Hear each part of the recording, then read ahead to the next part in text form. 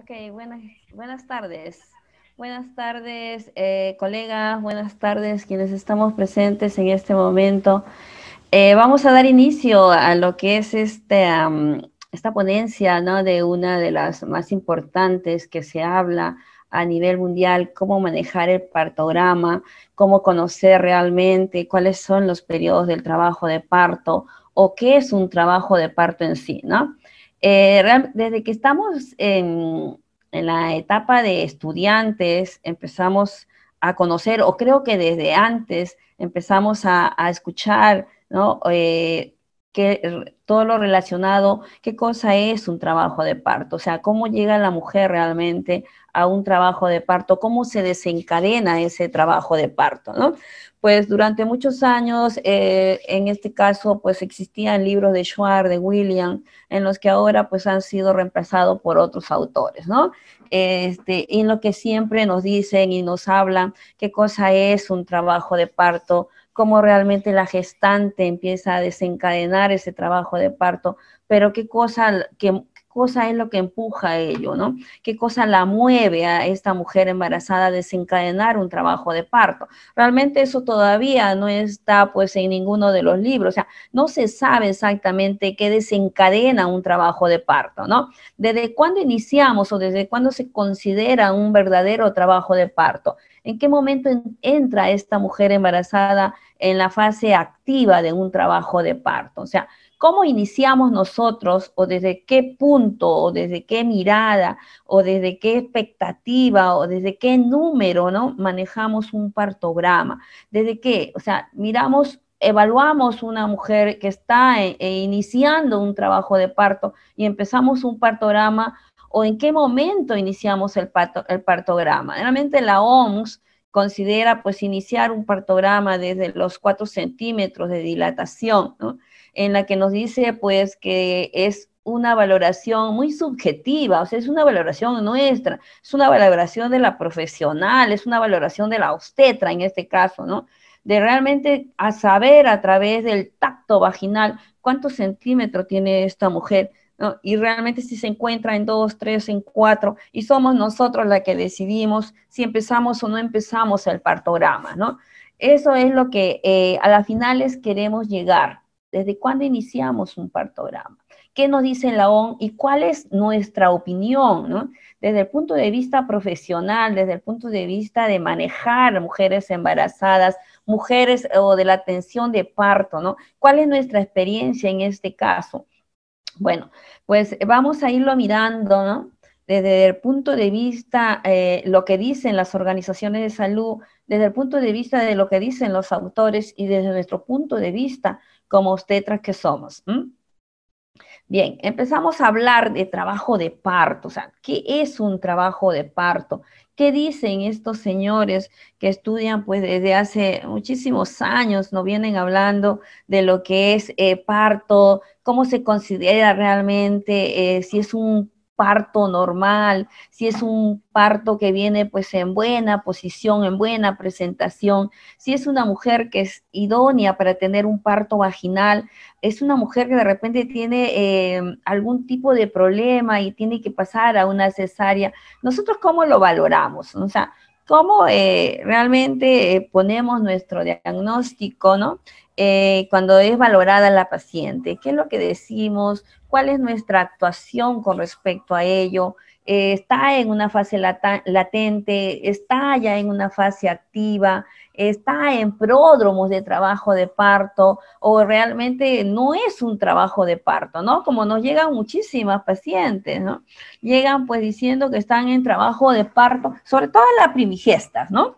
Sobre todo primigestas que realmente no han sido educadas, en las que no han recibido pues el curso de lo que es psicoprofilaxis obstétrica, por lo tanto llegan en la completa ignorancia de cómo es realmente un trabajo de parto, cómo se van a comportar en un trabajo de parto. Y bueno, pues ella, como no lo saben, como no están educadas entre ello, pues exageran en lo que son las contracciones, exageran en lo que es el comportamiento, y nosotros pues a veces pensamos erróneamente que esta paciente está pues en un franco trabajo de parto o está, digamos, en la etapa expulsiva, ¿no? Nos llegamos a engañar, por supuesto que nos llegamos a engañar, ¿no? Ante pacientes que gritan, ante pacientes que empiezan a dar, pues, esos chillones, que con eso de que quieren empujar o que quieren empujar ya, y le pasamos a veces inmediatamente a una sala de parto y cuando ni siquiera está en pródromo, ¿no? Entonces, eso es lo que nosotros tenemos que aprender. Con la experiencia lo aprendemos, con las prácticas que ya hemos tenido en los hospitales cuando hemos estado rotando, pues hemos ido adquiriendo este tipo de experiencia, ¿no? Cómo valorar a la paciente, en qué caso correr a atenderlas, en qué caso, pues, saber que ya esta paciente está a punto de pujar o saber que esta paciente, pues, todavía está en nada. ¿M? Entonces, decimos, ¿qué cosa es un trabajo de parto? Ya mirando todo esto, ¿no? Ya mirando lo que nos pasa a nosotros cuando estamos en nuestra práctica en los hospitales, ya mirando desde ese punto de vista, ¿qué cosa es para nosotros trabajo de parto, ¿no? Independientemente de lo que puedan decir los libros, independientemente de lo que puedan decir los autores, los organismos mundiales, en este caso la OMS, ¿no? En la que tras sus evidencias, ¿no?, en las que unas pues hay evidencias en las que están comprobadas científicamente, en lo que nos dice qué cosa es un trabajo de parto y en lo que todavía hay una evidencia muy baja, ¿no? En la que todavía no se sabe realmente cómo definir lo que es un trabajo de parto. Si nosotros entramos y empezamos a leer los diversos autores, pues nos dicen, no más o menos por ahí, que es algo que desencadena en la mujer embarazada y que llega a abrirse el cuello uterino y por lo tanto la expulsión del feto, ¿no? Entonces, para nosotros, desde nuestro punto de vista, desde nuestro pobre, de repente, por decirlo de una u otra manera, el concepto de lo que es trabajo de parto, es decir, pues, es la expulsión del feto, ¿no? Es la expulsión del feto, anexo, placenta, que termina un embarazo, que ha sido, pues, durante los 40 semanas que ha tenido esta mujer de embarazo, o que de repente ha sido a partir de las 37 semanas, si ya estamos hablando pues de un parto a término, ¿no? Pero que por supuesto que nos pasa también los partos prematuros, los partos inmaduros, ¿no? Pero aquí hablamos de un parto a término que desencadena el trabajo de parto a término, ¿no? Antiguamente hablábamos que existía pues una cantidad proporcionable de oxitocina que ayudaba a desencadenar el trabajo de parto. Después hablábamos de la prostaglandina como un desencadenante del trabajo de parto. Hablábamos y asociábamos a la prolactina como un coayudante para desencadenar el trabajo de parto, ¿no? Entonces, hoy en día se habla, se discute y se dice que realmente no está comprobado qué cosa desencadena el trabajo de parto, qué hace que este feto a las 40 semanas ya quiere salir, ¿no? Entonces, ¿por qué empieza realmente a disminuir un líquido amniótico? ¿Por qué empieza a haber realmente el destape de lo que es el cuello uterino y con la pérdida del tapón mucoso? ¿Qué origina todo ello, ¿no? Entonces, nos quedamos realmente con los artículos o los nuevos estudios con referente a ello, pero nosotros nos vamos a quedar con lo que vemos en la práctica diaria, ¿no? Con lo que vemos, si es la que estamos elaborando en alguno de los hospitales o centros maternos perinatales, cuando vemos pues que, y hacemos las preguntas del caso, ¿en qué momento empezó su trabajo de parto? ¿Cuándo sintió ese tipo de contracciones que empezó a pensar que se trataba de un trabajo de parto? Sobre todo en las primigestas, ¿no? Sobre todo en las primíparas, ¿no? Estas mujeres que se embarazaron y bueno, pues terminaron en una sala de parto y que ahora se someten pues a un parto vaginal. Sobre todos esos estudios en gestantes adolescentes, en las que hoy en día pues tenemos muchísimos, ¿no? Hay un estudio en el que pues trata de comprobar, ¿no? En las gestantes adolescentes, cuáles son los primeros síntomas o signos que empieza a sentir ella para entrar o para considerar un trabajo de parto, ¿no? Entonces, hay muchísimos de estos estudios, uno de ellos en el que estoy haciendo son el de valorar los riesgos, ¿no? O sea, cuáles son estos riesgos que tiene la paciente adolescente la mujer gestante, adolescente, para dejar los controles prenatales, para no continuar los controles prenatales y con ello pues a dar un hijo con bajo peso o que se presente algún tipo de patología durante el trabajo de parto, ¿no? Entonces, estamos haciendo pues muchísimos estudios relacionados a ello que involucra, por supuesto nos involucra porque nosotros somos las que trabajamos en ese campo, ¿no? Y que cada vez pues empiezan a haber una serie de cosas con el fin de saber qué desencadena el trabajo de parto, con el fin de ayudar cuando hay un trabajo de parto estacionario, ¿no? Con el fin de ayudar que las contracciones uterinas no sean tan fuertes, y ahí es donde se empezó a hablar de la epidural, ¿no? Que hoy en día es un tema muy discutido por la Organización Mundial de Salud, y hoy en día también hablamos sobre el consentimiento informado en lo que es un trabajo de parto. ¿Qué nos dice la Organización Mundial con respecto a esto, ¿no? Que estamos exagerando en lo que es las atenciones en los trabajos de parto, ¿no? Que a la mujer la estamos como cohibiendo para que ella no nos diga realmente qué es lo que siente en ese momento que está con sus contracciones, que las mujeres salen con miedo de un trabajo de parto, que las mujeres no están viviendo realmente este momento como debe de ser, ¿no? Que no tenemos que estarles induciendo a que usen un tipo de anestésico, que no podemos hacer así nada más una inducción de trabajo de parto, ¿no? Que tenemos que saber valorar a la mujer en este momento, porque está pasando pues por unas contracciones muy dolorosas, ¿no? Que nosotros tenemos, los profesionales de salud, los que nos dedicamos a hacer estos tipos de controles en el embarazo o en el parto, tenemos pues que ser empáticos con estas gestantes, ¿no? Que es un momento en el que la mujer tiene que vivirlo de lo mejor, no tiene por qué salir con ninguna carga negativa. Entonces, debido a las altas cesáreas también que en los últimos años ha habido, pues estos organismos mundiales se centran en ello, ¿no? O sea, ¿qué está pasando? ¿Por qué hay tantas cesáreas? Y empezaron los estudios respectivos, ¿no? A ver, vamos a ver las evidencias, qué nos dicen las evidencias, qué tan fuertes o qué tan buenas, qué tan positivas o negativas son este tipo de evidencias, pues que para poder realmente hacer los protocolos de atención, qué es lo que se tiene que hacer y qué es lo que no se tiene que hacer en una mujer que está pues en un franco trabajo de parto, ¿no?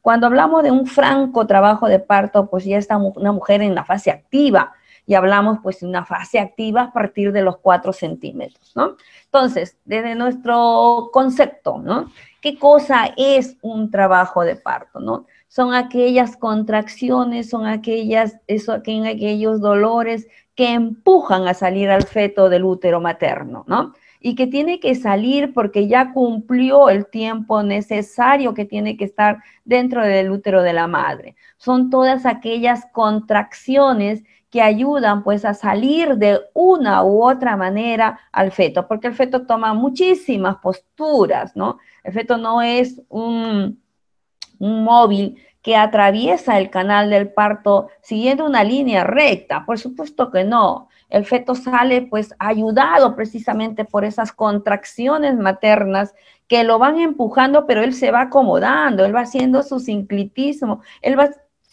tomando ciertas posturas, va haciendo su rotación interna dentro de lo que es la pelvis materna, se va acomodando a medida que las contracciones van avanzando, ¿no? Entonces, ¿qué originan estas contracciones? Hay hormonas de por medio que originan estas contracciones y que hacen pues que el feto con cada contracción avance y se acomoda en el canal pélvico, ¿no? Entonces, ya sabemos desde nuestro punto de vista, desde nuestras experiencias del caso, qué cosa es un trabajo de parto, ¿no? Y bueno, pues vamos a seguir avanzando. Aquí ya agarramos lo que es la fase latente. Realmente se divide lo que es el trabajo de parto, pues en una fase latente, en una fase activa, en una fase que entra la mujer ya en el expulsivo, y en lo que terminamos pues con la etapa del alumbramiento, ¿no? Etapas difíciles, por supuesto, porque en cualquiera de estas etapas se puede complicar el parto, ¿no? En cualquiera de estas etapas el feto se puede quedar ahí nada más y pues obliga a hacer una cesárea. Y aquí es donde nos ayuda el partograma, ¿no?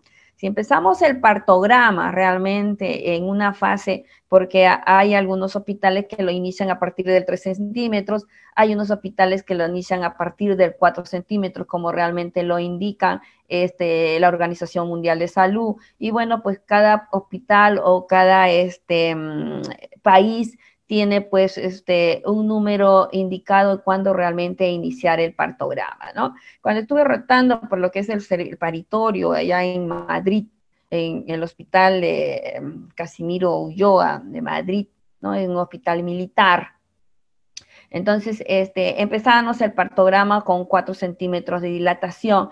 Era uno de los documentos que estaba pues muy bien llenado porque a través de ese partograma se tomaba la decisión, ¿no es cierto? El partograma no nos dice a nosotros qué es lo que vamos a hacer. El partograma, a través del partograma, lo que nosotros es miramos, visualizamos, ¿no?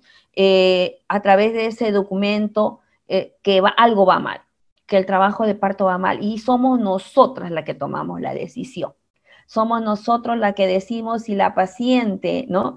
Le podemos ayudar, si somos nosotros las que decimos si la paciente pasa a una cesárea, solamente a través de la visión, a través de lo que podemos ver en ese dibujito del partograma, ¿no? Entonces, allá, pues, en los países europeos existen, pues, unos televisores enormes que están conectados a lo que es el partograma, ¿no? El dibujo, podemos ver a la paciente, podemos ver el partograma, la matrona encargada de ello, pues la que en ese momento está con una paciente determinada, en la que va evaluando cada 2 horas, porque es así en Madrid, cada 2 horas, así sea multípara, así sea primigesta, ¿no? Esa paciente es evaluada cada 2 horas. Entonces, también las cámaras nos hacen ver dónde está esta mujer. O sea, la podemos ver, o sea, en nuestra sala de hall, o sea,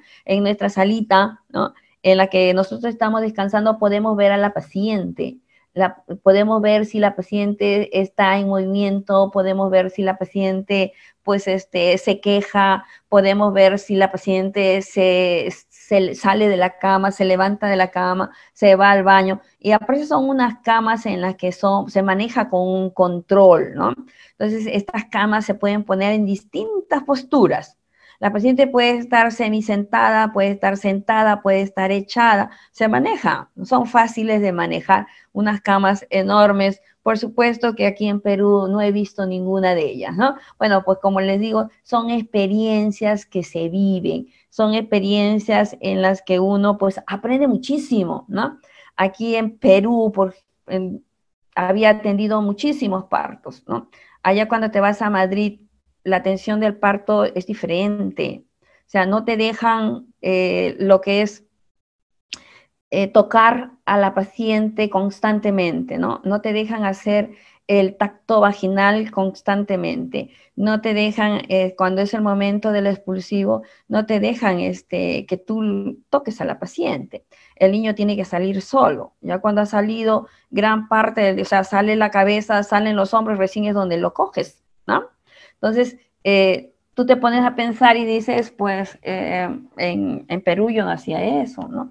En Perú lo que hacíamos era a veces, y lo hacemos, porque hoy en día lo hacemos, ¿no? Lo que hacemos es ayudar a veces a abrir el canal vaginal con nuestras manos, con nuestros dedos, ¿no? Manipulamos el canal vaginal y para a veces ayudarle a que la cabeza salga. Allá no existe eso. Allá ellas dicen que pues se dematizan lo que son los labios mayores y los labios menores, por lo tanto no se puede tocar a la paciente cuando está saliendo la cabeza, cuando la cabeza bomba, no nos permiten proteger el periné.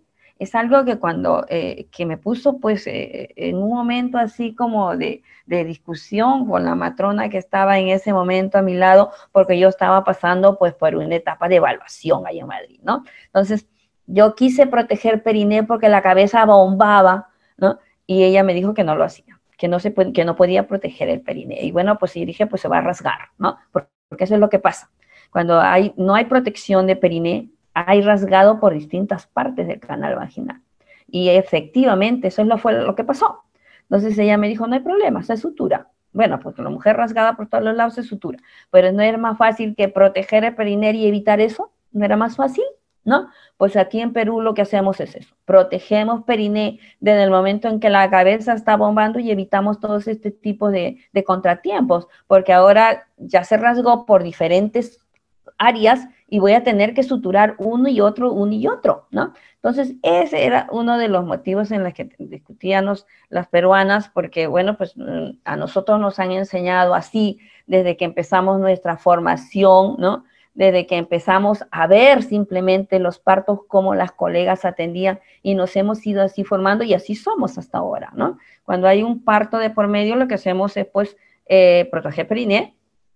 Lo que hacemos es ayudar a la paciente a abrir el canal del parto para que la cabecita pues tenga el espacio y que pueda salir. Sin embargo, en otros países como es Madrid no te permiten ello, ¿no? No te permiten eso.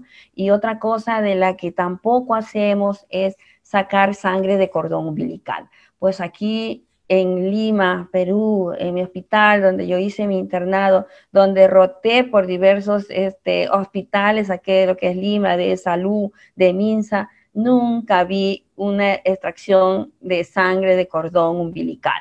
Entonces, cuando nació el bebé, me dijeron que sacara sangre de cordón umbilical y yo nunca lo había hecho aquí en Perú, ¿no?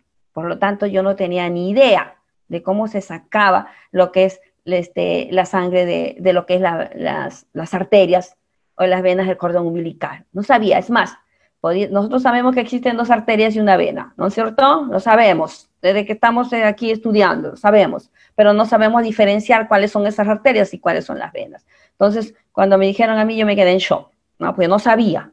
Es más, agarré una jeringa y traspasé, porque lo que es un cordón umbilical es una gelatina, ¿no? Que conforme ingresa una aguja la traspasa si no tienes la experiencia del caso. Si nunca lo has hecho, ¿no? Y en ese momento que te dicen que lo hagas, pues vas a coger una jeringa y vas a usar una fuerza en tu mano que traspasas el cordón umbilical. Y eso fue lo que hice, ¿no? Entonces, la experiencia del caso, ¿no? No lo había hecho, ¿no? Era la primera vez que lo hacía. Entonces, ahí pues había una colega chilena en la que, pues bueno, en su país sí decía que se hacían y pues bueno, ella fue la que agarró, cogió la jeringa y lo hizo, ¿no? Entonces yo lo volví a hacer y sin mentirles, yo volví a traspasar el cordón umbilical, lo volví a perforar como 5 veces y no logré extraer la sangre arterial. Bueno, pues ya de eso se aprende, ¿no? De lo que uno vive se aprende. Una cosa te pueden decir los libros, te pueden decir mucha gente y otra cosa es que uno lo viva ahí en ese momento, ¿no? Lo que se ve en otros países en relación a la atención de parto, lo que se ve en otros países, la actuación de los médicos cuando hay algún tipo de patología en el trabajo de parto. Bueno, he visto muchas cosas y yo comparaba lo que viví aquí en Perú, lo que, donde trabajé en Perú, lo que realicé aquí en Perú, y las cosas eran totalmente diferentes, ¿no? Entonces, ¿cómo puede haber diferencia entre un país europeo y un país como el nuestro, en el que las atenciones del trabajo de parto son totalmente diferentes? Entonces, nosotros tenemos un tipo de formación y allá los europeos tienen otro tipo de formación, las matronas tienen otro tipo de formación, ¿no? Entonces, cuando ellas vienen de repente a hacer una pasantía acá en lo que es Perú, pues también se van a dar con la sorpresa de ello. Entonces, a pesar de lo que yo comentaba, ¿no? Decían, pero ¿cómo va a ser? Siempre me ponían un pero, ¿no? Pues bueno, pues eso es lo que yo hago aquí en este momento, les decía, es lo que yo hacía en Perú, ¿no? O sea, la atención del parto que estoy haciendo, que he realizado en este momento es lo que yo realizo o lo que mis colegas realizamos allá en Perú. Pues es así como a nosotros nos han enseñado. Entonces, es difícil que realmente te cambien a ti de la noche a la mañana de cómo se atiende un trabajo, de cómo se atiende un parto, ¿no? Bueno, experiencias, chicos, chicas, experiencia que uno las va ganando y que bueno, pues es bonito luego comentarlas cuando se trata de algún tipo de ponencia. Y en este caso, pues estamos hablando de cómo se atiende un parto, ¿no? Cómo lo atiende, de repente ustedes les enseñaron de otra manera, no lo sé, ¿no? Pero yo les cuento la forma como me formaron a mí, cómo atiendo un parto, que suelo atenderlos pues siempre, ¿no? Protegiendo el periné y haciendo la episiotomía, que es otro punto de vista muy discutido y que también lo viví allá en lo que es Madrid. ¿En qué momento hacer la episiotomía? ¿A quiénes hay que hacer la episiotomía? Y bueno, pues ahora contamos con lo que es el consentimiento informado, ¿no? Hoy en día se habla de los consentimientos informados, ¿no? De eso que hay que tenerlo en cuenta en todo momento. Consentimiento informado. Ahora, pues la mujer le tenemos que decir todo lo que le vamos a realizar, ¿no? La mujer es la que decide en qué postura va a dar el parto, la mujer es la que decide cómo va a estar en la cama, la mujer es la que decide pues todo, ¿no? Porque bueno, pues es su cuerpo, es su hijo y nosotros estamos para prestarle toda la ayuda necesaria, ¿no? Para brindarle el consejo en este caso, qué le conviene, qué no le conviene, cómo va a actuar si es una mujer que no ha tenido una preparación, que no ha sido educada. Nosotros somos la que le estamos ahí pues hasta las finales, ¿no? La que tiene a cargo esa paciente, la que va a atender en ese momento el parto, ¿no? Entonces, fase latente. Entonces, ¿qué consideran los libros? ¿Qué nos dicen estos factores sobre esa fase latente, ¿no?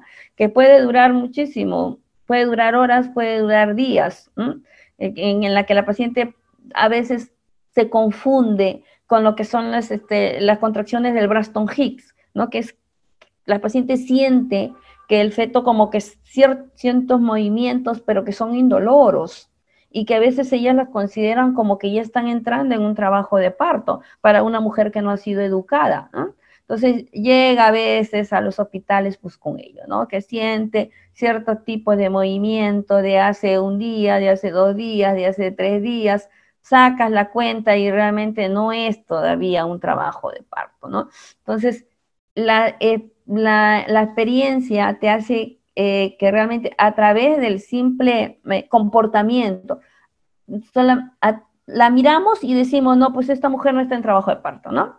Porque tiene la experiencia del caso. Entonces, pero la tenemos que escuchar. Eso es lo que consideramos una fase latente, lo que consideran los libros una fase latente. Una mujer que todavía no está en trabajo de parto, ¿no? No, es un feto que todavía se está acomodando al estrecho superior, todavía no ingresa a lo que es a la pelvis realmente, ¿no? Pero que se siente ese tipo de contracciones porque se pone durita la barriga y ella pues piensa, la paciente piensa que son contracciones, ¿no? Entonces, contracciones, desde el momento en que empieza a haber una pérdida de lo que es el tapón mucoso, ¿no? Contracciones desde el momento en que empiezan a ser dolorosas, ¿no? Contracciones en que la mujer ya empieza a sentir un tipo de dolor a nivel de lo que es cadera, ¿no? Empieza a ponerse durita la barriga, como nosotros le decimos, y que empiezan a tocar a través de sus dedos a ver qué tanto de dureza puede tener, ¿no? Entonces, contracciones, esas son contracciones que sí o sí van a desencadenar un trabajo de parto, porque sin contracciones no hay trabajo de parto. Tiene que haber contracciones, porque el feto se tiene que acomodar, porque el feto tiene que atravesar el canal del parto, por lo tanto, sí o sí tiene que haber contracciones, ¿no? Entonces, hay mujeres a veces en las que no se da, percatan o no se sienten o se confunde lo que es el tapón mucoso con un poquito de sangre o con un poco de flujo vaginal que ha tenido. Y cuando nosotros le preguntamos, ¿has tenido pérdida del tapón mucoso? Bueno, de repente no saben lo que es tapón mucoso. Bueno, le preguntamos y le decimos, ¿no? ¿Has tenido pérdida de algún tipo de líquido, de algún tipo de flujo? Y nos dicen a veces, pues no, o simplemente un flujo medio sanguinolento, ¿no? Como hay una que te pueden decir, sí, hemos perdido pues una mucosidad de color marrón, achocolatado por ahí, ¿no? Entonces, empezamos realmente ahí a decir, pues bueno, pues sí, ¿no? Esta mujer ya va a entrar en trabajo de parto, ¿no? Entonces, empezamos con lo que es pues nuestro examen. ¿Qué hacemos nosotros, no? Hasta te recibimos a la paciente, nosotros llenamos la historia clínica, nosotros examinamos, valoramos, escuchamos latidos cardíacos fetales, hicimos toda la evaluación del caso, ¿no? Entonces, examinamos. Si es una paciente que está con 3 centímetros de dilatación, de hecho que ya va a empezar un trabajo, de hecho que ya va a entrar en una fase activa, ¿no? Esa paciente no la podemos dejar de ir, no la podemos dejar que se vaya, para nada, ¿no? Ya va a entrar en su franco trabajo de parto. Y es ahí donde hemos tenido nosotros a ver ciertos problemas, porque las mandamos a que caminen, a que se vayan a su casa y luego regresan con el niño en los brazos. O está el parto se da en el taxi, en el bus, en el carro, ¿no? Entonces, no hagamos eso, ¿no? Ahora, la experiencia de los deditos que nosotros manejamos, en el momento de hacer la evaluación, en el momento de hacer el tacto vaginal, ¿no? Tenemos que ser muy expertas en ello, ¿no? Si tiene 2, si tiene 3, si tiene 4, ¿cómo lo sabemos? Eso es algo muy subjetivo, eso es algo muy nuestro, ¿no? Pero que nosotros lo sabemos. ¿En qué momento tiene la paciente 2 centímetros? ¿Cuándo tiene 3 centímetros? ¿Cuándo tiene 4 centímetros? 5 y así hasta 10. Porque son nuestros dedos los que hacen el tacto vaginal. Y son nuestros dedos los que nos dicen realmente cuánto tiene. Y también a través de nuestros dedos sabemos altura de presentación. También a través de nuestros dedos sabemos en qué posición viene el feto, si es una derecha y si es una izquierda. Entonces, tenemos que, esas cosas las manejamos nosotros a la perfección, ¿no? Pero con las experiencias del caso, o sea, con todo lo que nos ha pasado, ¿no? Vamos aprendiendo, porque muchísimas veces, no dejarnos, guiar o no dejarnos realmente valernos de la otra persona que ha examinado. No, no, no, no, no, no. Cuando nosotros recibimos a una paciente, nosotros tenemos que hacer nuestro examen.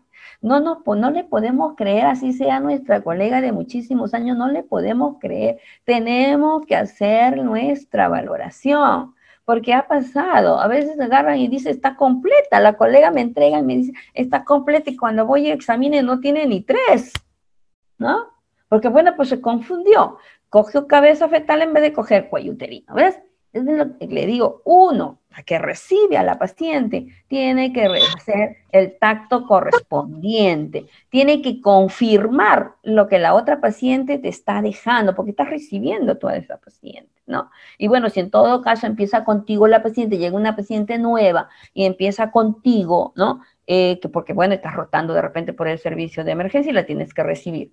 Ya bueno, pues con esa, pero pasa al otro servicio y la otra colega la tiene que volver a valorar. Va a pasar al otro servicio y la otra colega la tiene que valorar, porque con tantas cosas que nos ha pasado, pues no nos podemos dejar guiar por lo que dice la historia clínica, ¿sí? Entonces, nuestros deditos mandan, nuestros deditos desde que hemos estado estudiando, pues han tenido este tipo de participación en lo que es el cuello uterino, ¿no? Cuando iniciamos. No sabemos, no conocemos si es el cuello uterino o es la cabeza fetal, ¿no? Y a medida que vamos haciendo los tactos, recién nos vamos dando cuenta la diferencia que hay pues entre el cuello uterino y lo que es una cabeza, ¿no? Entonces, hablemos, pues ya, fase latente, fase activa, expulsiva, alumbramiento, lo vamos a ir tocando uno por uno, ¿no? Y aquí lo que les digo, lo que dice la literatura. ¿Qué cosa es una fase latente? Las contracciones son totalmente irregulares, por supuesto, ¿no? Son irregulares, porque hay un cuello uterino que todavía no entra en un franco trabajo de parto, ¿no? Es un cuello uterino que está todavía largo.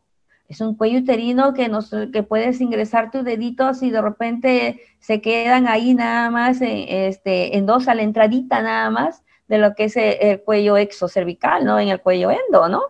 Entonces decimos, uy, no entra ni siquiera 2 deditos, pues estamos pensando que esta paciente pues no tiene ni 2 centímetros, ¿no? Entonces le digo, es algo que es nuestra valoración. De repente por ahí pues tiene una colega unos dedos mucho más grandes, mucho más gorditos y puede decir, bueno, para mí los 2 dedos no es 2 centímetros, son 3 centímetros. O de repente un médico llega y valora y dice, no, pues a mí me ingresan de los 2 dedos y para mí son 4 centímetros. Entonces es algo que ya pues no nos podemos poner pues a discutir, ¿no? Entonces le digo, uno tiene que valorar a su paciente. ¿no? Si uno va a ser la que atiende el parto, pues tengo que seguir a mi paciente hasta lo que es el parto, porque yo he dicho que esta paciente en el momento que le he valorado tiene 5, tiene 6, tiene 7, por lo tanto es mi guía, o sea, yo lo he hecho, ¿no? Y son mis dedos, yo he hecho el tacto y por lo tanto pues eso es así. Entonces la tengo que terminar a mi paciente. De repente por el cambio de turno, ¿no? El cambio de turno y bueno, pues entra la otra colega y para ella no es lo que nosotros decimos, para ella es 6 cuando yo he dicho que es 7. Pues es su dedo, ¿no?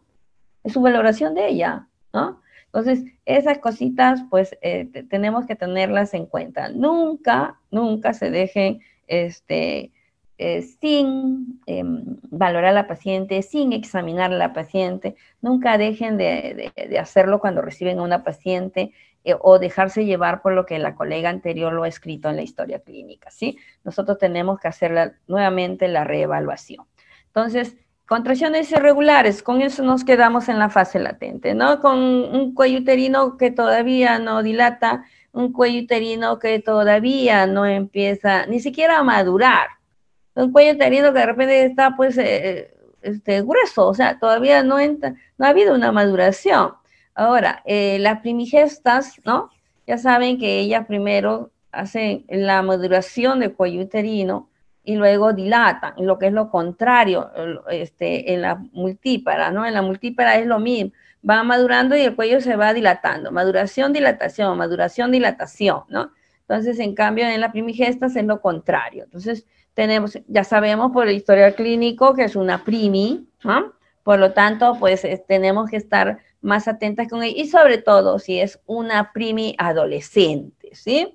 Las primis adolescentes por el temor, por el miedo, porque nunca han ido a un control prenatal o se han ido a 1 o 2 controles prenatales, no han asistido a ninguna de las clases de lo que es psicoprofilaxis obstétrica, por lo tanto estas chicas pues no saben cómo comportarse, ¿no? Entonces están totalmente perdidas, por decirlas así, en lo que es un trabajo de parto. Entonces tenemos nosotras pues que atenderlas, ayudarlas, no dejarlas solas en ningún momento. Ahora, el acompañamiento, ¿no?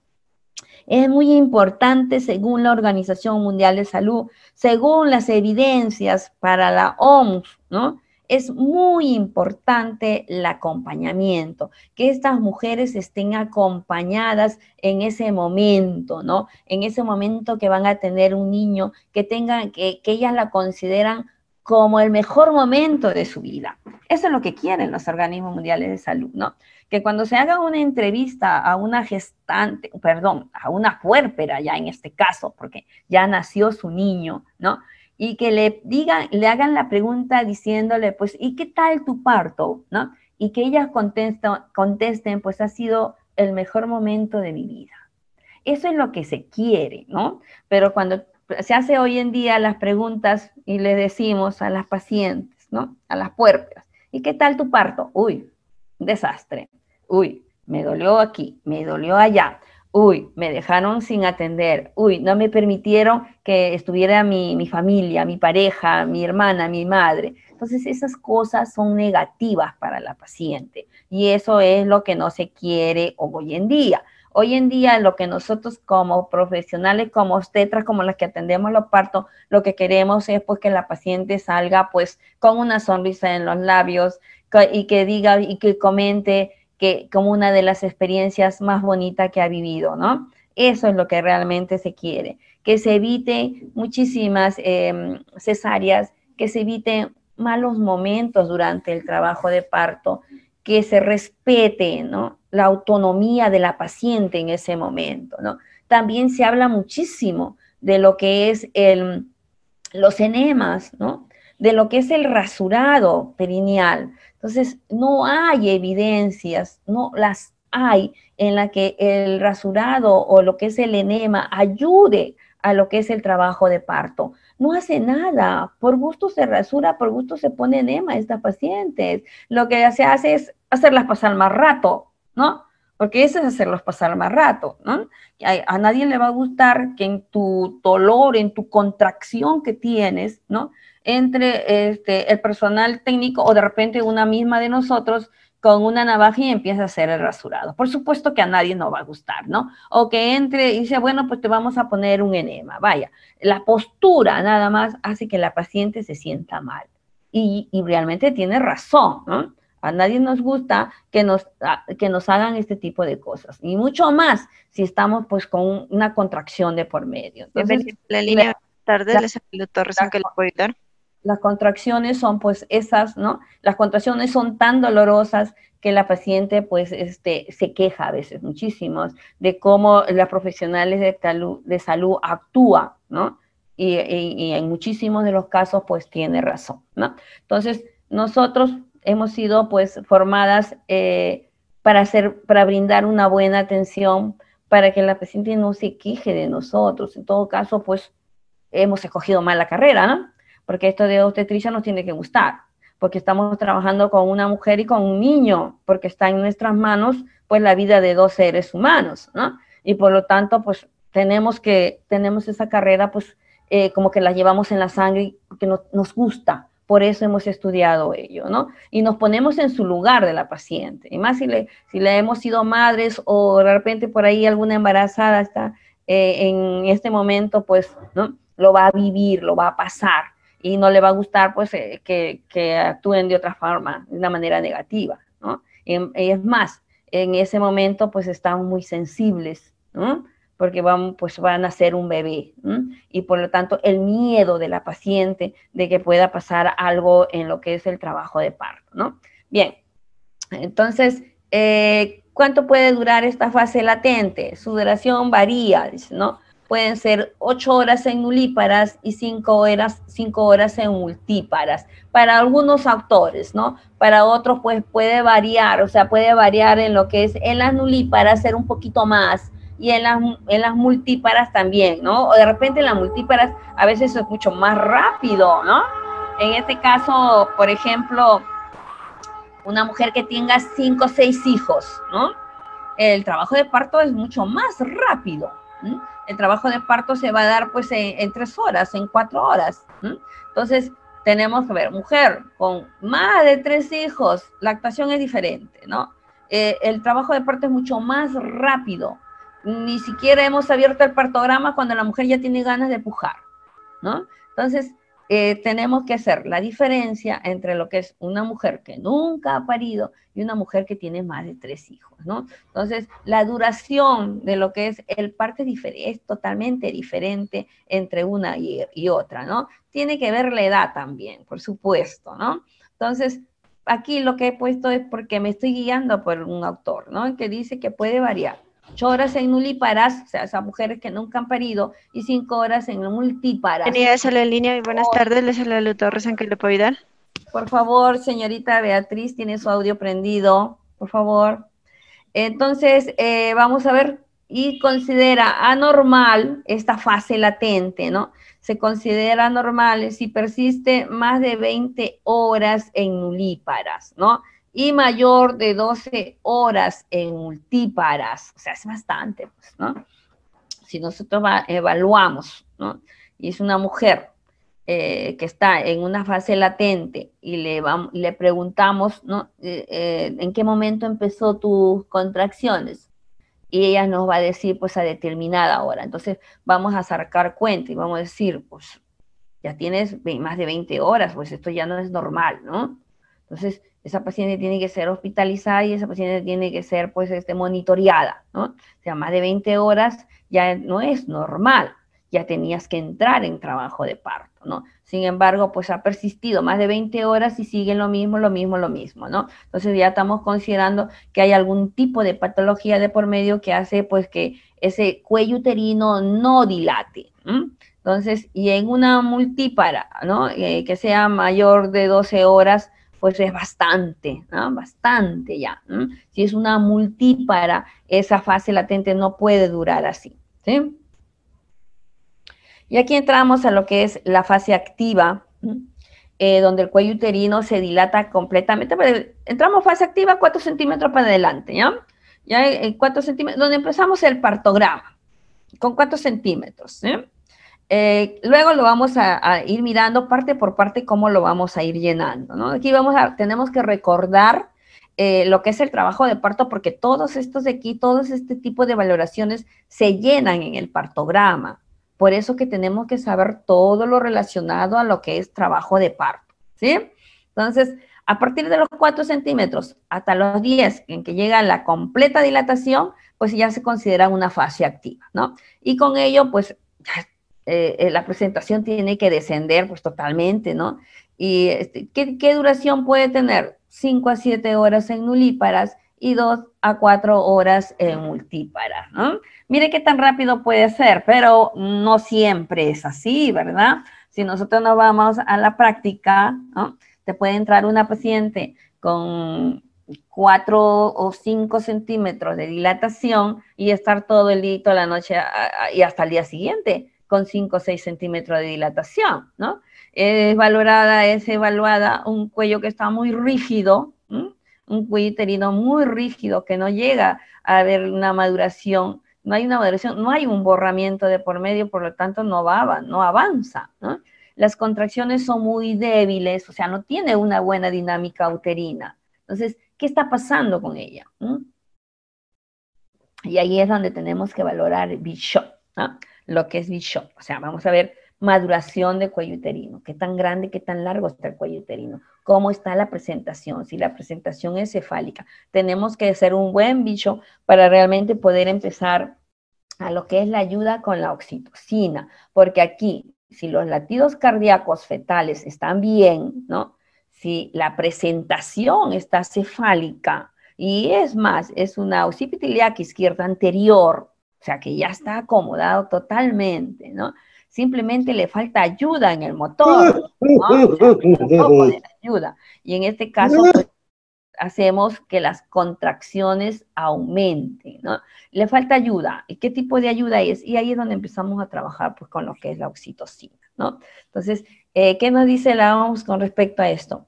Que de acuerdo a nuestra valoración, la paciente tiene que ser acentuada con la oxitocina. Y que a esa paciente, una vez que se inicia este tipo de acentuación, no la podemos dejar. Y tenemos que estarla valorando cada 30 minutos, ¿no? Y eso tiene que figurar en el partograma.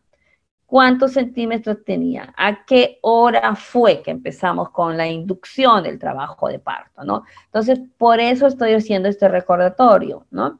Porque todos los datitos tienen que ir anotados en lo que es este documento, ¿no? Que bueno, pues se hizo muy interesante desde hace unos años atrás, porque recuerdo, en mis estudios antes no hacíamos muchos partogramas cuando yo era estudiante, ¿no? O sea, creo que habré hecho en mi época de estudiante 1 o 2 partogramas para que me enseñaran mi profesora en ese momento, las colegas, cómo llenar un partograma, pero realmente no le tomaban la importancia como se le toma hoy en día. ¿M? Entonces, tenemos que saberlo llenar, ¿no? Y si no conocemos realmente la duración de una fase activa, de una fase latente, si no sabemos en qué momento acentuar o no acentuar a una paciente, pues no vamos a poder llenar el partograma, ¿sí? Bien, el cuello uterino dilata de 1,2 centímetros por hora en nulíparas y de 1,5 en multíparas. Bueno, ¿qué nos dice la ONU? La ONU nos dice esto. La Organización Mundial de Salud nos dice que tanto la nulípara como la multípara dilatan 1 centímetro por hora. ¿Ves? Entonces, aquí sí realmente no coincidimos, ¿no? Lo que no coinciden los autores con lo que dice la Organización Mundial de Salud, ¿no? Entonces, pero para nosotros, cuando estamos ahí en ese ambiente, ¿no? ¿Cómo dilata la mujer? ¿Cómo dilata la multípara? ¿Cada qué tiempo le hacemos nosotros una valoración? Nosotros hacemos cada hora, ¿no? Y bueno, a veces antes porque la mujer está que grite, grite, grite y bueno, pues avanzó más rápido y tenemos que examinarla. Y el partograma se nos va, se nos va rapidísimo, ¿no? Entonces, aquí saber teoría vale pues en un 70% y la experiencia es el 30%, ¿no? Bien, el cuello uterino, vamos a quedarnos con lo que dice la teoría o con lo que nos dice la OMS, ¿no? 1,2 centímetros por hora en nulis y 1,5 en multips, ¿no? Para la OMS, 1,1 centímetro por hora, para nulis y multis, ¿sí? Y aquí está lo que es el borramiento y la dilatación, ¿no? Les he puesto lo que es los deditos, ¿no? Porque, bueno, pues nuestros deditos están adiestrados para hacer este tipo de examen, ¿no? De cómo nosotros medimos la dilatación del cuello uterino, ¿no? A través, si ingresa un dedito, en este caso, ingresó el dedito hasta adentro, o sea, al cuello adentro, o sea, en el endo, no se quedó afuera, ¿eh? Con que ingrese uno, según este esquema, es 1 centímetro, ¿no? ¿Ustedes qué dicen? ¿Cómo lo valoran? ¿No? Si ingresa un dedito, ¿es 1 centímetro o no es 1 centímetro? Aquí, según este esquema, si me ingresan mis 2 dedos, son 3 centímetros. 2 deditos. Y hablamos del dedo índice y del dedo medio, ¿no? Que son los que manejamos cuando hacemos el tacto, ¿no? Aquí lo pueden ver ustedes, que está en este dibujo, se puede ver clarísimo cuáles son los dedos que manipulamos, ¿no? Entonces, 2 dedos, los 2 dedos, el dedo índice y el dedo medio, tienen que ingresar para poder decir 3 centímetros de dilatación, ¿sí? Independientemente de que tu dedo sea grande, sea gordo y todo, ¿no? Lo dice este esquema.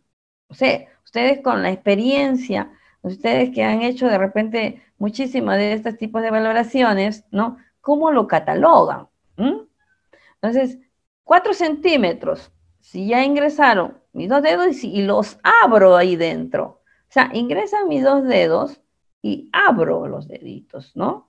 Y el cuello tiene que ceder. Ah, y otra cosita, aquí, a veces nos equivocamos porque hay unos cuellos uterinos súper blandos, muy reblandecidos, que conforme los tocas se dilatan, se abren, ¿no? Son llamados los cuellos dehiscentes, que nos ha tocado, pues, vivirlos con muchas pacientes y recuerdo mucho a mi profesora que cuando me dijo, yo valoré a la paciente y bueno, pues en la que ingresó mis dedos, abrí y se fue pues hasta 6 centímetros, 5 centímetros.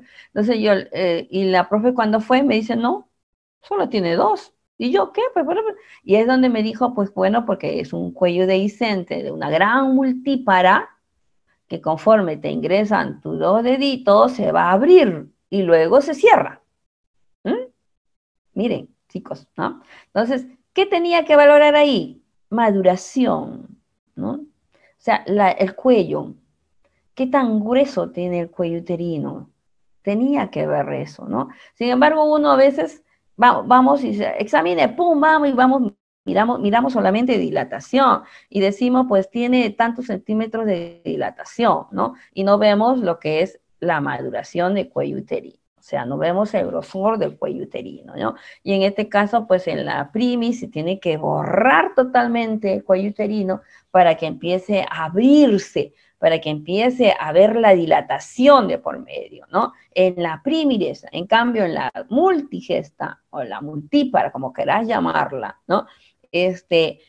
Va a la par, dilata y borra, ¿no?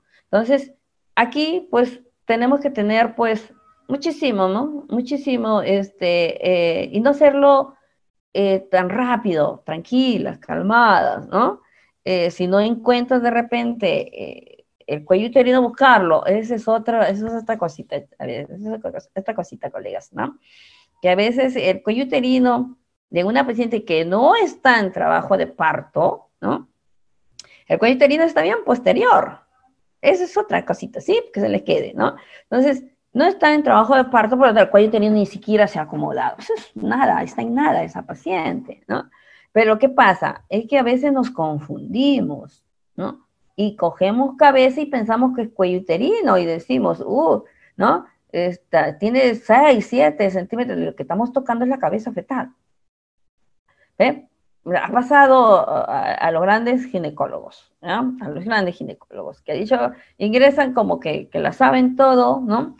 ingresan haciendo el tacto vaginal y dice, pues sí, está con 6-7. Y cuando va la obstetra con la experiencia del caso, no encuentra ni el cuello uterino. Es cuello uterino que está bien posterior. Cuello uterino que ni llegamos todavía. La paciente está en nada todavía, porque el cuello uterino, cuando va a empezar un trabajo de parto, se tiene que poner anterior, o sea, se tiene que poner ante mí, porque voy ante la obstetra que va a examinar. El cuello uterino como que dice, aquí estoy, ¿no? Mira, encuéntrame porque voy a empezar a dilatar. Ya le he dicho, o sea, el cuerpo humano es sabio, ¿no? Sabe, te indica, te dice, ¿no? Ya está listo para empezar un trabajo de parto porque se acomodó el cuello uterino ante tu vista, ¿no? Ante ti, está totalmente anterior, por lo tanto, a lo que ingresamos encontramos cuello uterino. Y sin embargo, cuando no hay un trabajo de parto, el cuello uterino está al fondo, está hacia atrás. No hay trabajo de parto, pues. Te está diciendo clarísimo que no está en trabajo de parto todavía. Entonces, mira la diferencia, ¿no? De cómo también saber en qué momento hay o no hay trabajo de parto. ¿Sí? ¿En qué momento? En esta paciente, por ejemplo, que eh, hay una amenaza de parto prematuro.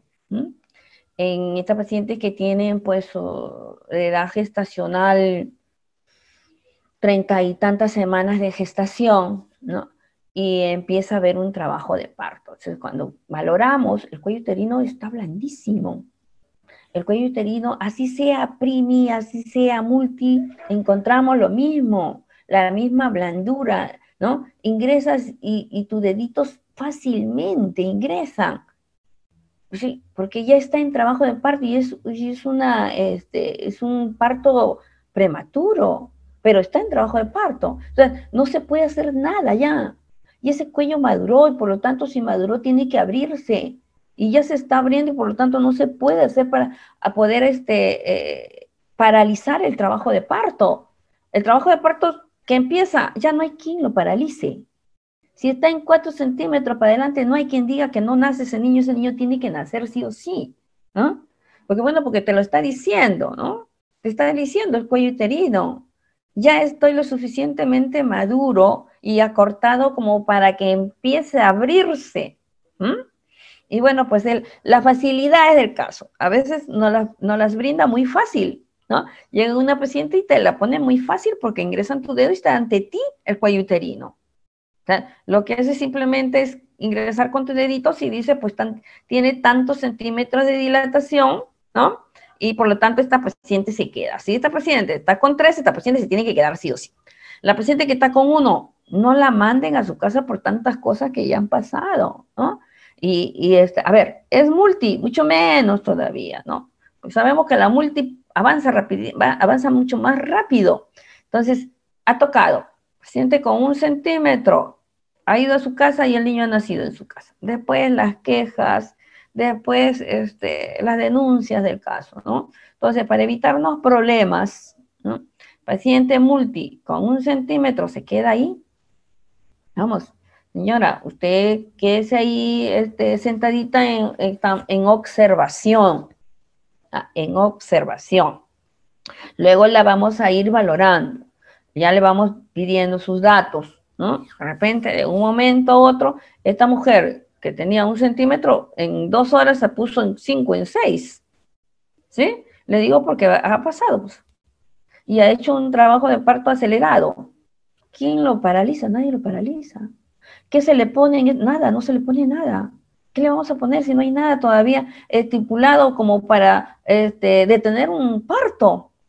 Ya se desencadenaron hormonas de por medio, en la que todavía no se sabe cuál es realmente la culpable de desencadenar todo este trabajo de parto. ¿Cómo paralizamos? No, no hay. Ya una vez que pasan los 4 centímetros no se puede detener un parto, ¿no? Entonces, esto ha pasado. Paciente con 1 centímetro multípara y es retirada del centro de salud, del hospital, donde quiera, diciéndole, pues le hemos dicho, ¿sabe qué, señora? Todavía usted está con 1, regrésese a su casa. ¿Y qué ha pasado? que a veces a mitad de camino, mientras va en el taxi, se ha tenido que regresar, ¿no? Porque, bueno, las contracciones avanzaron tan rápidamente, ¿no? Que, bueno, pues ya no se ha podido contener y la paciente llega a veces hasta en el expulsivo, ¿no? ¿Qué pasó? A ver, hemos hecho el tacto, ¿no? De repente hizo el tacto una interna de obstetricia. La interna de obstetricia le pasó, hizo el tacto, pues su compañera, otra interna, ¿no? Llega la obstetra que estaba ahí en emergencia, hizo el tacto. Entró el R1 de gineco, hizo el tacto, ¿no? Y es una multi, ¿eh? Es una multi, ¿no? Entonces, ha estimulado, ha habido una estimulación de por medio, ¿no? Entonces, a lo que ha estimulado, y esta mujer es una multípara, pues ha hecho que las contracciones avancen mucho más. Avancen más rápido, y cuando menos lo pensamos, esta paciente ya está pues con una dilatación avanzada, ¿no? Dice, pero si estaba con uno, ¿no? O realmente nos equivocamos a hacer la evaluación del caso. Bueno, ahí hacerlo con muchísima calma, y si no estamos seguros cuando recién estamos aprendiendo, si no estamos seguros, pues pedir ayuda. No digamos, no pongamos en la historia clínica, pues con la seguridad del caso de que sí tiene esta paciente tantos centímetros de dilatación, o no, sino que si nos queda la duda, pues mira, ahí pues, bueno, trabajamos 2, 3 colegas, ¿no? Y decimos, oye, dale una examinadita porque como que tengo dudas. Entonces, la colega que tiene experiencia, pues en este caso va a decirte, ¿no? Bueno, pues sí, esto y lo otro, y así vamos aprendiendo. Tenemos que ir aprendiendo, ¿no? De muchísimas pacientes, porque tenemos muchísimas pacientes que tienen parto todos los días. Este es de todos los días, este es en todos los hospitales, esto es todas las clínicas, esto pasa a nivel mundial, ¿no? Nace cada 20 minutos, cada 20 minutos hay un parto. Entonces, nosotros tenemos pues que estar examinando, y esos deditos como que se acostumbran a hacer la dilatación respectiva. Jamás confiemos también, porque a veces el médico hace primero la valoración, no nos confiemos, nosotros tenemos que hacer la valoración, ¿sí? Bien, entonces, 1 centímetro, según su dedito, un centímetro, ¿no? Si ingresan 2 deditos, o sea, los dos, ya estamos hablando de 3 centímetros. Si esos deditos que han ingresado se abren un poquito, estamos hablando de 4 centímetros. Y ahí empieza ya, ¿no? Se van abriendo los deditos, 5, se abre más, 6, se abre más, 7. Si ya bordeo un poco de lo que es la cabeza, estoy hablando de 8. Cuando estoy hablando de nuevo, todavía encuentro un poquito ahí de cuello uterino. Estoy en 9, todavía tengo un borde. De repente puede ser un borde superior, un borde inferior, ¿no? Pero todavía encuentro ahí, o sea, todavía no está totalmente dilatado. Cuando yo rodeo toda la cabeza con mis dedos, significa porque esa paciente está completa. Ahora, tenemos que ver también el borramiento, ¿no? A veces decimos, bordeamos todo lo que es la cabeza, pero le digo, todavía hay un pedacito de cuello que no se ha borrado por completo, ¿no? Como lo puedes ver en el esquema, ¿no? Dicen, cuello uterino sin borramiento, mire, ¿no? Ese cuello como está de largo, ¿no? No se ha borrado pues todavía, ¿no? Mira, está de largo ese cuello uterino, ¿sí? Aquí un cuello en el B, dice cuello uterino con borramiento parcial. El cuello todavía sigue estando largo, 2 centímetros. Aquí en la letra C dice borramiento total del cuello uterino. Mira cómo se borró. O sea, ya no tocas cuello uterino, sino ya vas a tocar cabeza fetal, porque ya se borró, pues, ¿no? Cuello uterino dilatado 3 centímetros, ya se borró. Esto es el caso de una primi, ¿ya? Entonces, ya se borró el cuello uterino, por lo tanto, el cuello se empieza a abrir. Y ahí dice 3 centímetros, han ingresado los 2 deditos, ¿sí? Y un cuello uterino dilatado con 8 centímetros, miren, se puede bordear, pero todavía no tus dedos completamente, ¿no? Porque hay 8 centímetros, todavía está con 8 centímetros, por lo tanto no podemos bordear. Hay una zona en que todavía tocamos cuello y no tocamos toda la cabeza. Cuando la dilatación está completa, significa que tocamos toda la cabeza fetal, la bordeamos con nuestros dedos abiertos, ¿sí? Nuestros dedos cerrados no como en el que dice aquí 3 centímetros, no. Nuestros dedos abiertos como en el caso de los 5 centímetros. Abrimos nuestros dedos todo lo que podamos. En mi caso yo abro todos mis dedos y yo digo que tiene 7 centímetros de dilatación, ¿ya? A lo que yo abro mis dedos, digo pues 7 y bordeo la cabeza fetal. ¿Sí?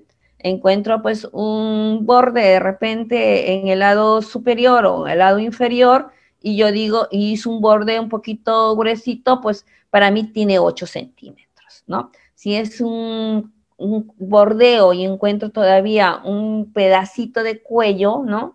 Que no me permite tocar toda la cabeza, digo, pues todavía está con 9, ¿no? Y en algunas pacientes, a ver, colegas, en algunas pacientes, ese pedacito de cuello tarda en borrarse. Se pone rígido, está ahí que persiste, ¿no? La has examinado hace una hora, vas nuevamente, examinas y sigue ese cuellito resistente. Entonces, con la contracción han ido aumentando las contracciones, pero hay ese cuellito ahí todavía que no se ha borrado por completo y que no permite todavía pues que salga la cabecita. Una cabeza, un cuello que todavía no se ha borrado por completo, no puede, pues la cabeza del feto no puede. Entonces, ¿qué nos ha pasado? Muchas veces le hemos hecho pujar a las pacientes porque, bueno, ya tienen ganas de pujar y a medida que pujan, ¿no? Pues ha hecho que ese cuellito se borre, ¿sí? Porque puede pasar una hora y está con 8 centímetros. ¿No? Y recordemos también que tenemos que escuchar latidos cardíacos fetales, ¿no? Ahora con esto de los monitores, ¿no? Allá en Madrid existen, le poníamos esos dilatores, ¿no? ¿Cómo se llamaban?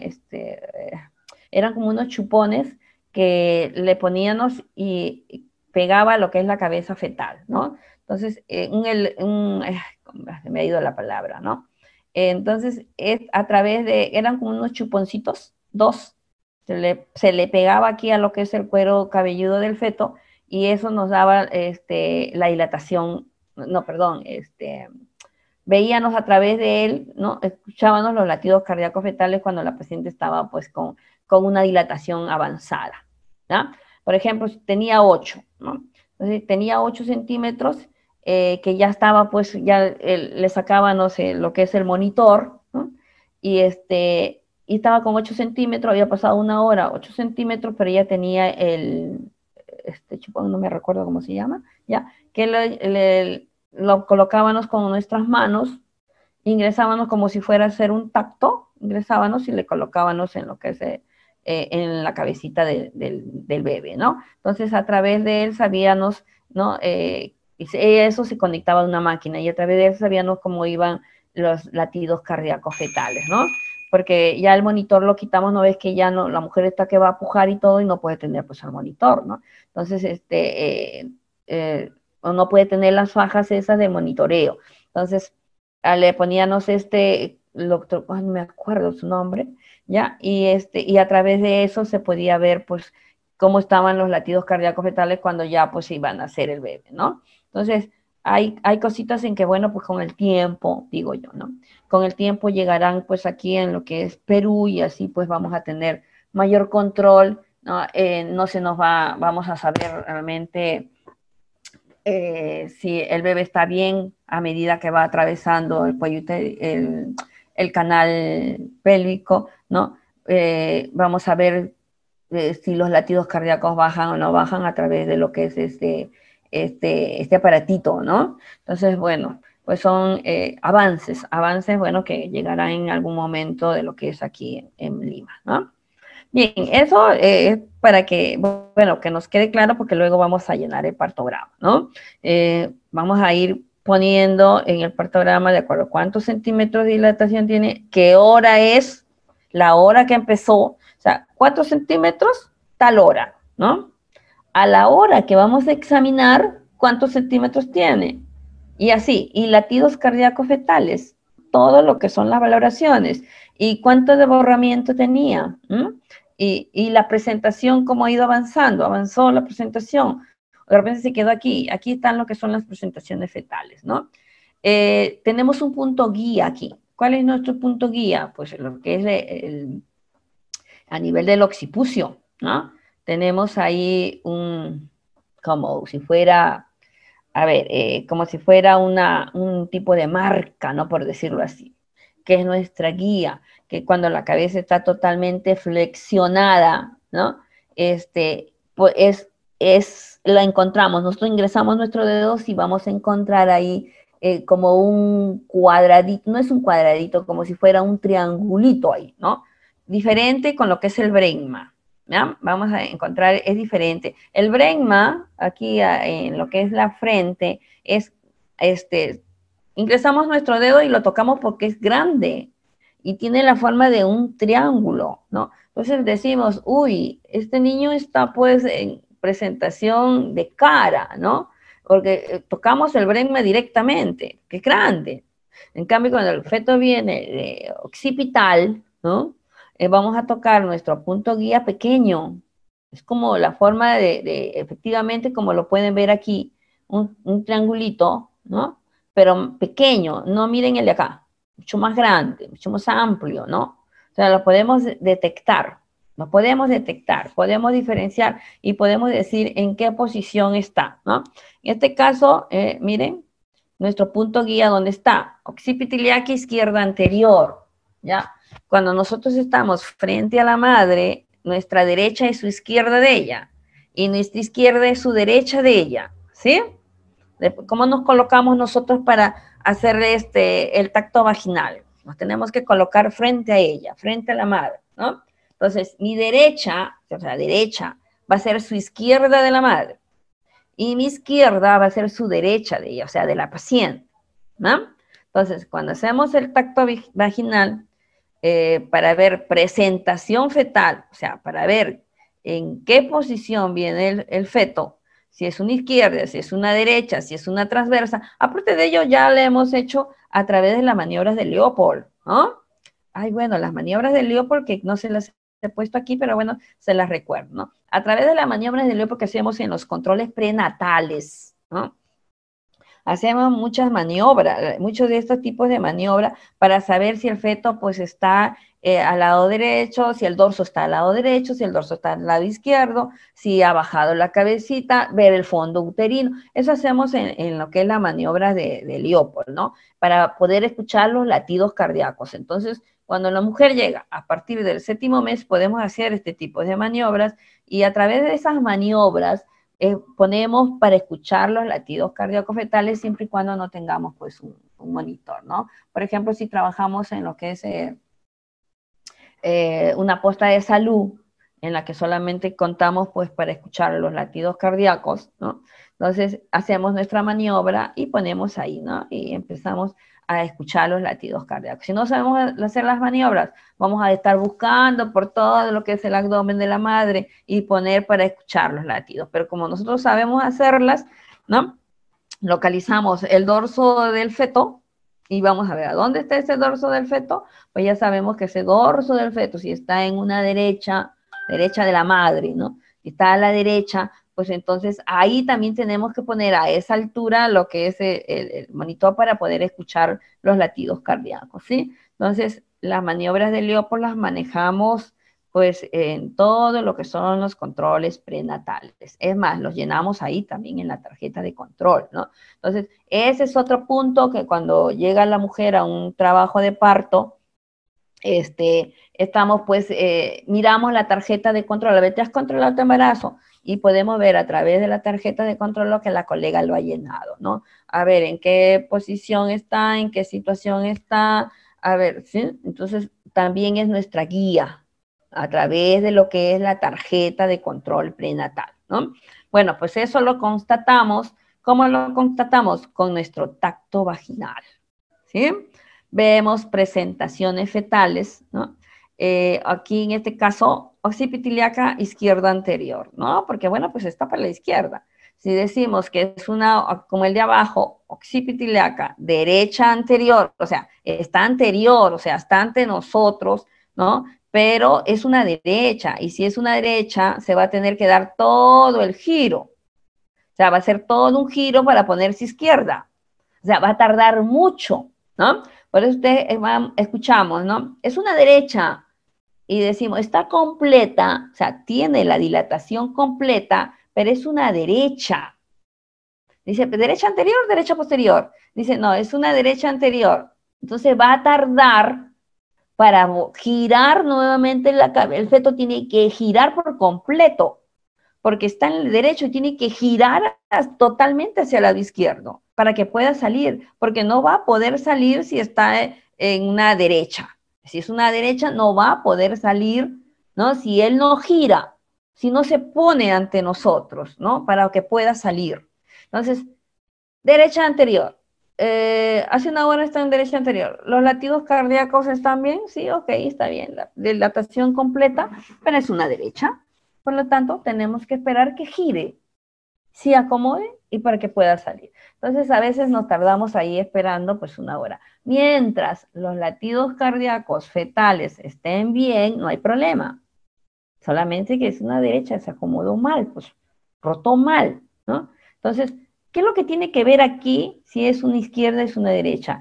¿Por qué se puede acomodar el feto hacia el lado derecho o hacia el lado izquierdo? Recordemos los diámetros de la pelvis también, ¿eh? Lo que es obstetricia, cuando nosotros llegamos realmente a ejecutar nuestra carrera, en lo que es en todos los ámbitos, porque nosotros pues manejamos ¿no? Muchísimo campo tenemos, ¿no? Por ejemplo, manejamos lo que es los controles prenatales, ¿cierto? Ahí tenemos un campo muy amplio porque hay muchísimas embarazadas. Y hoy en día tenemos aparte lo que es el control de gestantes adolescentes, en adolescentes nada más, ¿no? Entonces, también tenemos que manejar lo que es ahí, todo lo que es pelvis. Si hacemos planificación familiar, también tenemos que saber lo de la pelvis. Si hacemos el control en las mujeres, de repente a nivel de ginecología, en lo que nos corresponde, por supuesto, porque hay partes en que nos corresponde a nosotros, ¿no? También tenemos que saber lo de la pelvis, ¿no? Entonces, ¿por qué se acomoda? Porque es una izquierda. ¿Por qué? Porque el diámetro es más grande, ¿verdad? Si recordamos lo que es la anatomía y los estrechos pélvicos, ¿no?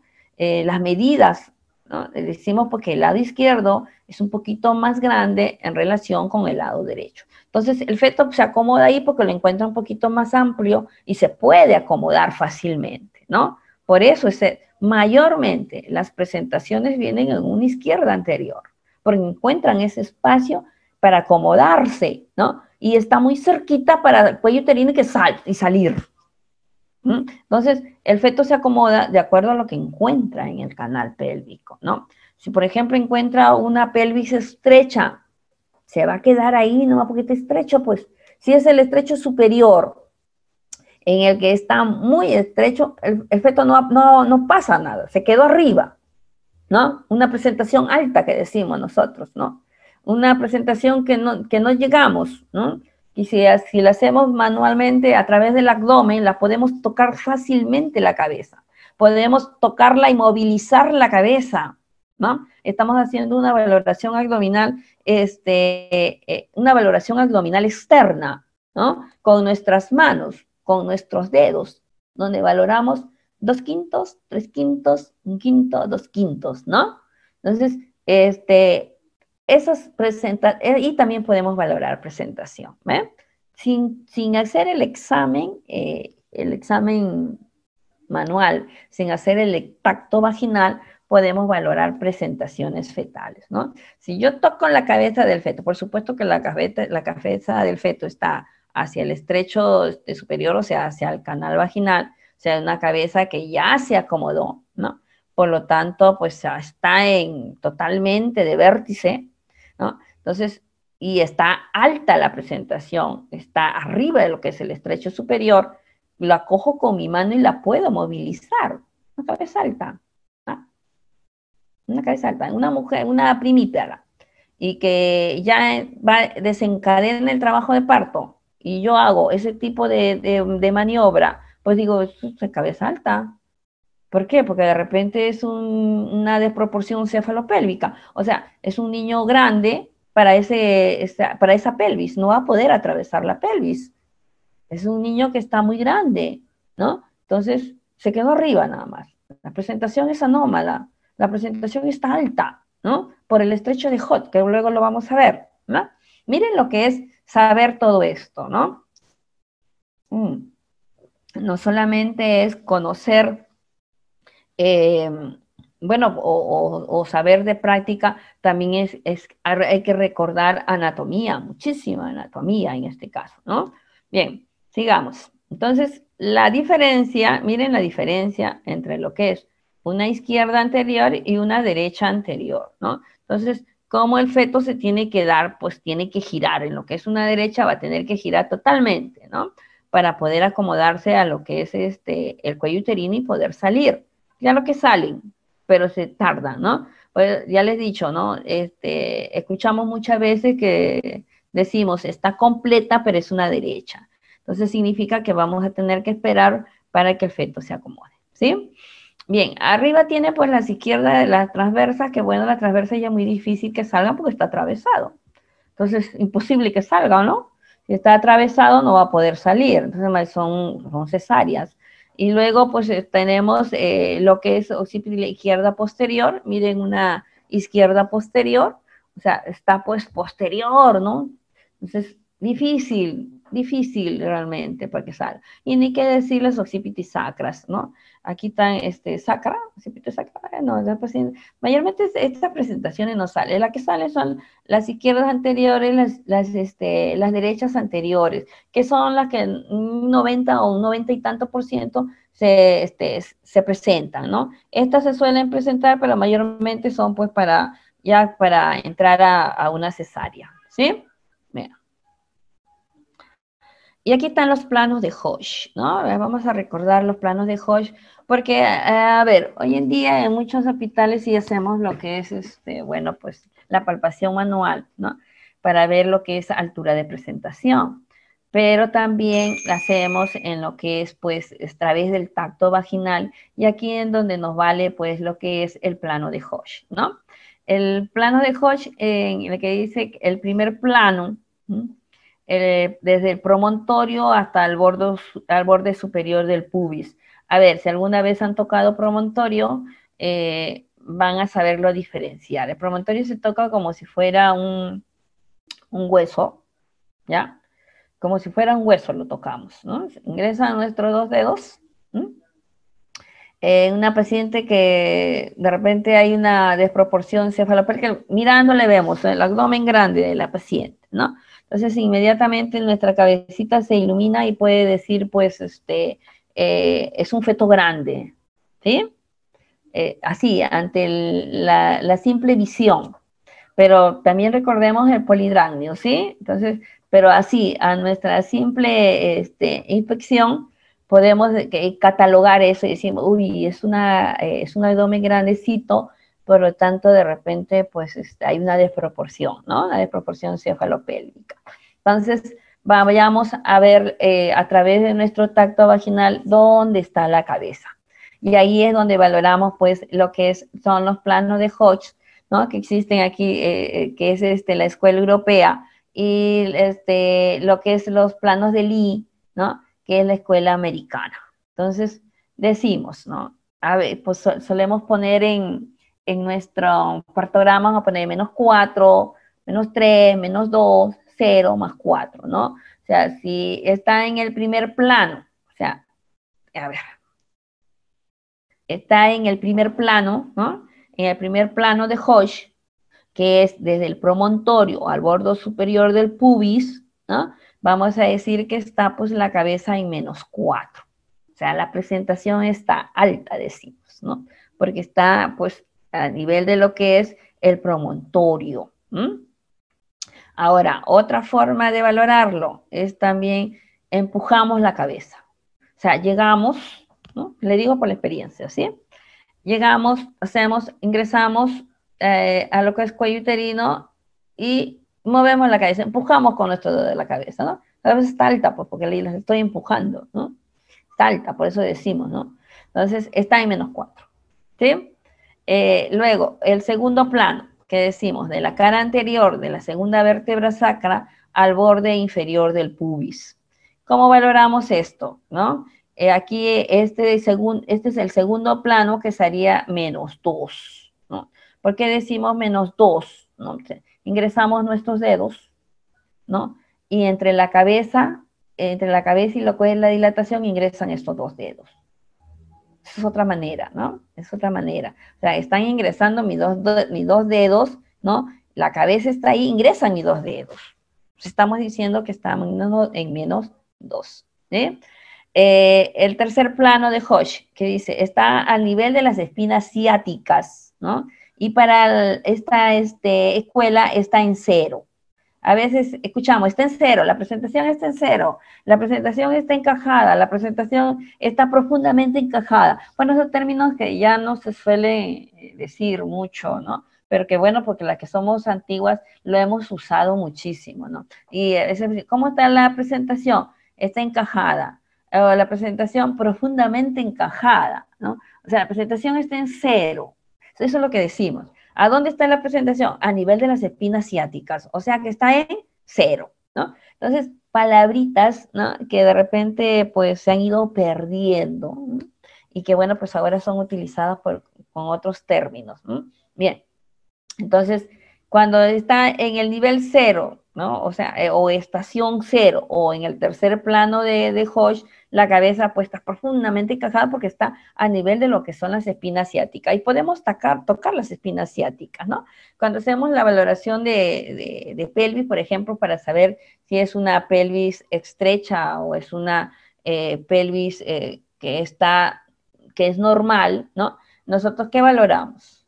¿No? ¿Qué valoramos? Desde el estrecho superior bajamos, valoramos espinas ciáticas y valoramos el estrecho inferior, ¿no? Entonces, cuando tocamos espinas ciáticas que están muy juntas unas a otras, pues esa cabeza se va a quedar ahí, no va a poder atravesar. Y esto que el feto hace maravillas para poderlas atravesar, porque están muy cercas unas con otras. Y son huesos que no se pueden movilizar, ¿no? Entonces, de espina ciática a espina ciática tiene que haber pues una distancia de 10.5 más o menos, 10.5 para uno, 11 para otro, ¿no? Entonces, nosotros vamos de espina a espina, ¿no? Y decimos, pues bueno, por aquí pasa una cabeza fetal. Pero a veces están las espinas, son tan puntiagudas y están juntas, y decimos, uy, cuidado porque se puede quedar aquí a nivel de espina ciática. O sea, el feto puede atravesar el estrecho superior, ¿no? Ir avanzando y avanzando, y cuando llega a espina ciática se puede quedar ahí, motivo de muchas cesáreas, ¿no? Cuando se queda a nivel de lo que son las espinas ciáticas, no va a poder avanzar. Por lo tanto, pues es motivo de cesárea, ¿no? Entonces, valoración de lo que son los planos de Hoche en relación con la altura de presentación, pues tiene que ver muchísimo, ¿sí? Entonces, una paciente, por ejemplo, ¿no? Que, a ver, tiene pues un feto de unos 3.800, vamos a poner un ejemplo, de 3.800, pasó el borde superior, o sea, ya pasó, atravesó, llegó a espinas ciáticas y se quedó ahí nada más. Entonces, vemos cuello uterino, ¿cuánto está el cuello uterino? Valoramos cuello uterino de dilatación, 7 a 8 centímetros de valoración, y vemos, ¿y dónde está la presentación? En 0. Bien, listo. Vamos a esperar, de repente puede pasar, ¿no? A la siguiente hora, paciente con 9 centímetros de dilatación, ¿y dónde está la presentación? Sigue en 0. O sea, sigue a nivel de las espinas ciáticas, ¿no? O sea, no puede avanzar más. Ahí se quedó. Entonces, el feto se intenta acomodar de una y otra forma, va a hacer su rotación interna para poderse acomodar, pero en muchos de los casos no va a poder hacer porque tiene una cabeza muy grande y se quedó ahí, se estancó ahí. Más de la dilatación avanza, pero el feto no, pues por eso tenemos que ver altura de presentación, ¿no? Por eso se tiene que llenar también lo que es el partograma. O sea, a medida que la contracción van avanzando, también tiene que ir avanzando pues la presentación, no solamente la dilatación. La dilatación avanza con la presentación, o sea, con el feto. Las contracciones avanzan con la dilatación. O sea, cada contracción que hay va a hacer que ese cuello se siga abriendo y va a hacer que el feto también siga avanzando. O sea, no se pueden estacionar, tienen que ir a la par, tienen que ir de la mano, como decimos, ¿no? Entonces, miramos el partograma, llenamos el partograma y decimos, hace una hora, dilatación 8, presentación en 0. No avanzó. A la siguiente hora, dilatación 9, presentación en 0 o en el tercer plano de Hodge, ¿no? O sea, a nivel de la espina ciática. ¿Qué pasó? Se sigue quedando ahí. Latidos cardíacos fetales, ¿no? Empiezan a ponerse taquicárdicos, ¿no? Porque cuando el feto cuando empieza a sufrir, empieza a ver sufrimiento fetal, lo primero que hace es que se pone taquicárdico, o sea, el feto se desespera, nos está avisando, ¿no? Nos está avisando que la está pasando mal. Hay una taquicardia de por medio, hay más de 180 latidos por minuto, por lo tanto hay una taquicardia, el feto está desesperándose y luego empieza a bajar y entrar en una bradicardia. O sea, como que nos avisa, ¿no? Nos avisa, nos está diciendo algo está mal, por eso mi corazón está aceleradísimo, porque la estoy pasando mal por dentro, ¿no? Me estoy quedando ahí mucho tiempo, necesito salir ya. Y los latidos se vuelven pues desesperantes. 180, 200 por minuto es una emergencia, definitivamente. Se quedó en lo que es el tercer plano de Hodge y se quedó pues en lo que es en la estación 0 o a nivel de las espinas ciáticas, ¿no? Eso nos sirvió. ¿Qué nos sirvió? Bien, vemos el partograma, ¿no? Miramos el partograma, estación, dilatación, presentación estacionaria, se quedó ahí la presentación, ¿no? ¿Cuánto tiempo se ha quedado? Vemos, porque cada hora la tenemos que ir anotando en el partograma. Cada hora que hacemos nosotros nuestro examen, tenemos que anotarlo en el partograma. Para eso es este documento, ¿no?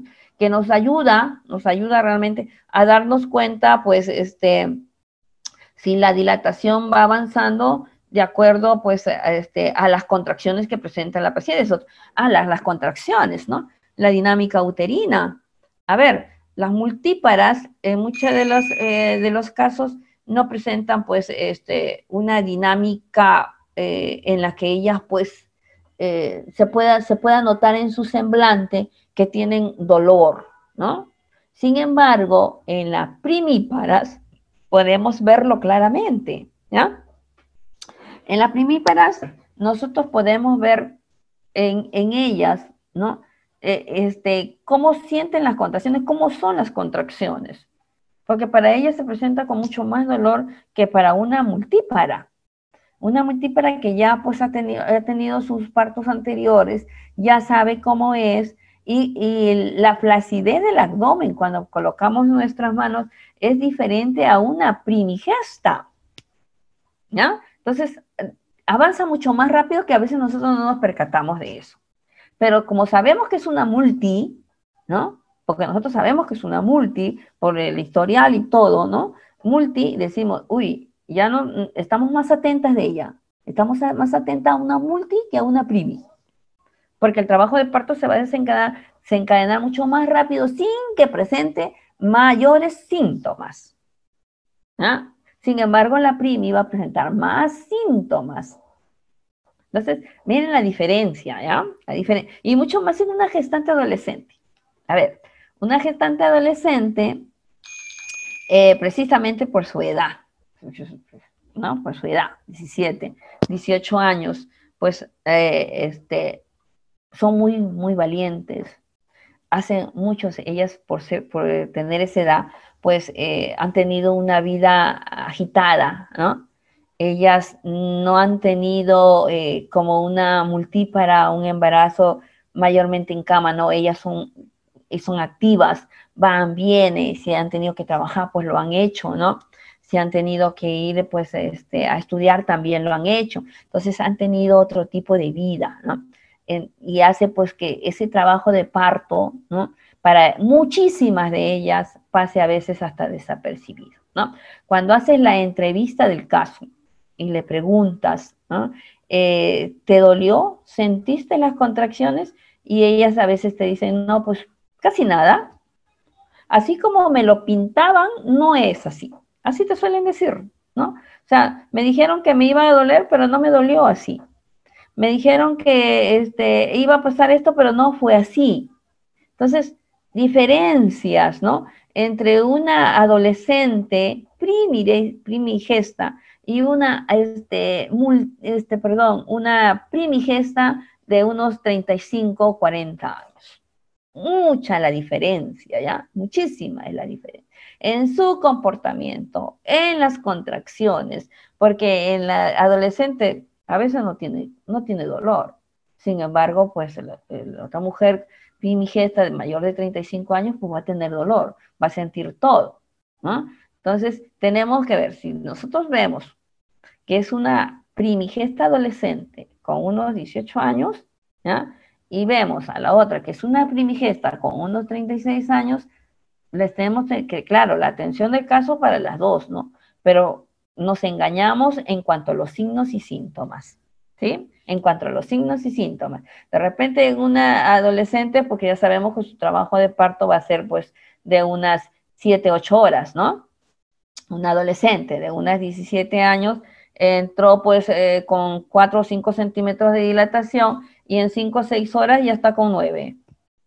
Una primigesta de unos 35 a 40 años que entró a la misma hora, pero cuando entre los 5 o 6 horas todavía está con 5 o 6 centímetros de dilatación.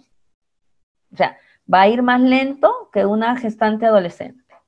Sus contracciones van a ser más lentas que una gestante adolescente. Sus contracciones van a ser más dolorosas que una gestante adolescente, ¿no? Entonces, diferencias entre ellas precisamente por la edad, ¿no? ¿Qué nos dice la OMS en relación a las gestantes adolescentes, ¿no? Que todavía pues no están lo suficientemente maduras como para ser madre. Sin embargo, cuando nos vamos nosotros a la experiencia del caso, la vemos que están lo suficientemente maduras como para soportar contracciones uterinas. La soportan. O sea, no se quejan, no gritan, no lloran. ¿Ah? Entonces, si de hecho que anatómicamente no están maduras, psicológicamente lo están. O sea, su mente ha madurado lo suficiente, ¿no? Como para soportar todo este tipo de dolor, de contracción. Porque la contracción tiene que doler, de hecho, la contracción duele, ¿no? Duele, porque hay cuello uterino que ha estado cerrado durante muchísimo tiempo y luego se tiene que abrir, por lo tanto tiene que doler. Si hay un feto que tiene que atravesar una pelvis, unos huesos, porque son huesos, ¿no? Se tiene que acomodar, por lo tanto tiene que haber dolor, no es algo indoloro, ¿no? O sea, no hay ningún libro, no hay ningún artículo, ninguna publicación en las que nos diga que el parto es indoloro. Sí, es cierto que hay pacientes que sienten el dolor de acuerdo a cómo se han educado, cómo han sido educadas. Sienten el dolor, por supuesto que lo sienten el dolor, sino que han sido educadas y soportan ese dolor porque saben respirar, porque saben comportarse en el momento de la contracción. Pero claro que hay dolor, ¿no? Entonces, lo que nos dice la OMS con respecto pues a lo que es las gestantes adolescentes, en la que por supuesto corre muchísimo riesgo, ¿no? En tener pues un embarazo a esta edad, pues igualito es una mujer que tiene unos 35 o 40 años, ¿no?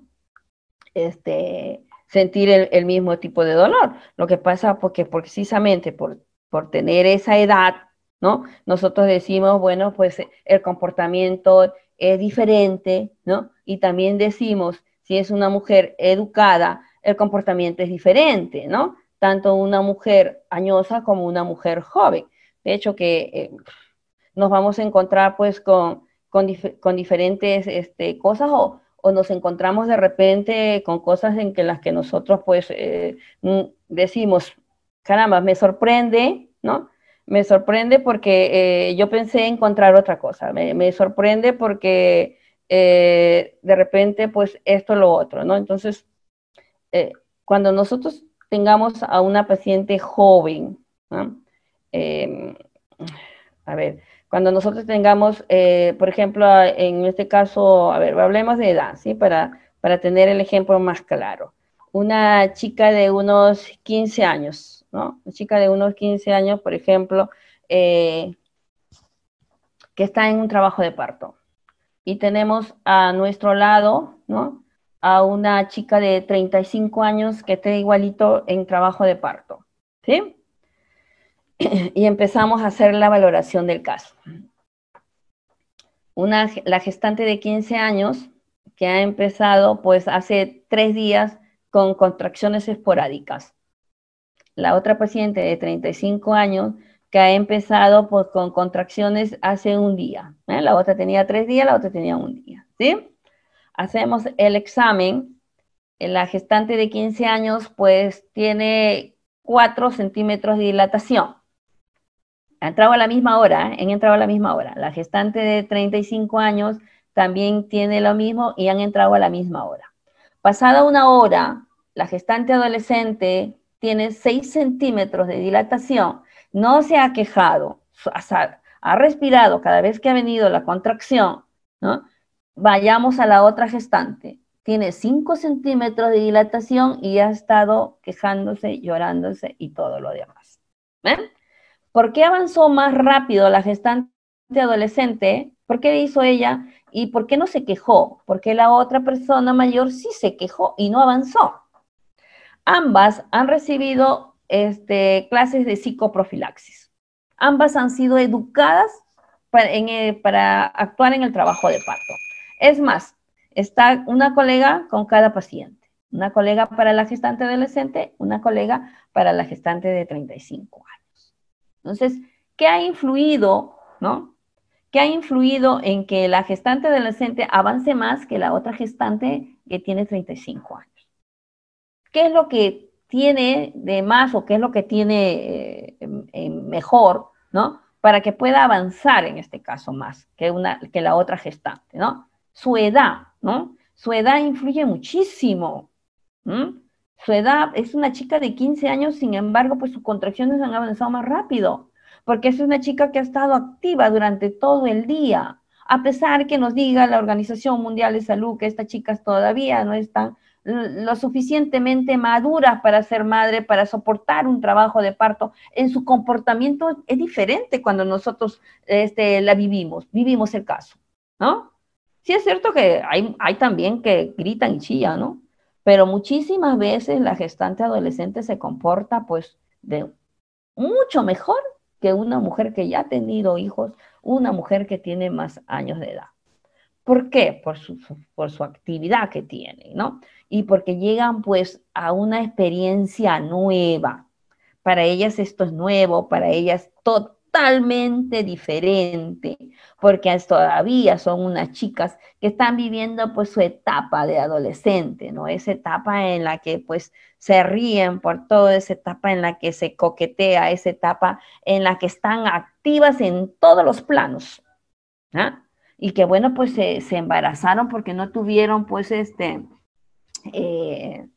no tuvieron pues una planificación, ¿no? No hubo planificación familiar y por lo tanto pues hubo un embarazo de por medio, pero que no lo han llevado mal. Es más, cuando haces las preguntas, ¿no? En relación a si tuvieron náuseas, a si llegaron a algún momento a vomitar, si tuvieron mucho sueño, algún tipo de estos síntomas, ellas no han presentado nada. No han presentado nada. Sin embargo, te vas a la otra paciente de 35 años, pues esta paciente tiene náusea, esta paciente tiene vómito, esta paciente le dolió la espalda, esta paciente le dolió la cadera, ha tenido todos los síntomas, ¿no? Y la gestante adolescente no. Entonces, ¿influye o no influye la edad? ¿Es mejor tener un niño a esa edad de adolescente o es mejor tener un niño a la edad de 35 años? O sea, eso es algo que bueno, pues nos preguntamos, ¿no? Nos preguntamos. Lo que pasa es que estas chicas de 15 años todavía tienen que estudiar, pues, ¿no? Tienen que estudiar, todavía pues ellas tienen que seguir su educación, 15 años todavía están pues tercer año, segundo año de secundaria, entonces un embarazo a esa altura como que un poquito que las apagan, ¿no? está apagando un poquito su educación, porque hay un niño de por medio, se tienen que dedicar al niño, ¿no? Entonces muchas de ellas dejan de estudiar, pero su comportamiento durante el trabajo de parto está ok, ¿no? Hay excepciones, por supuesto, ¿no? No estoy hablando de un 100%, estoy hablando que en la mayoría de estas gestantes adolescentes, pues hacen mejor su trabajo de parto, ¿no? Entonces, a diferencia de lo que es estas mujeres, pues, con 30 o 35 años de edad. Entonces, a eso me refiero, ¿sí? Bien, entonces sigamos avanzando en cuanto a lo que es, bueno, ya lo tenemos claro, lo que son los planos de Hodge, lo que es la altura de presentación, ¿no? Cómo lo vamos a ir poniendo ahí, marcando o dibujando en lo que es el partograma, ¿sí?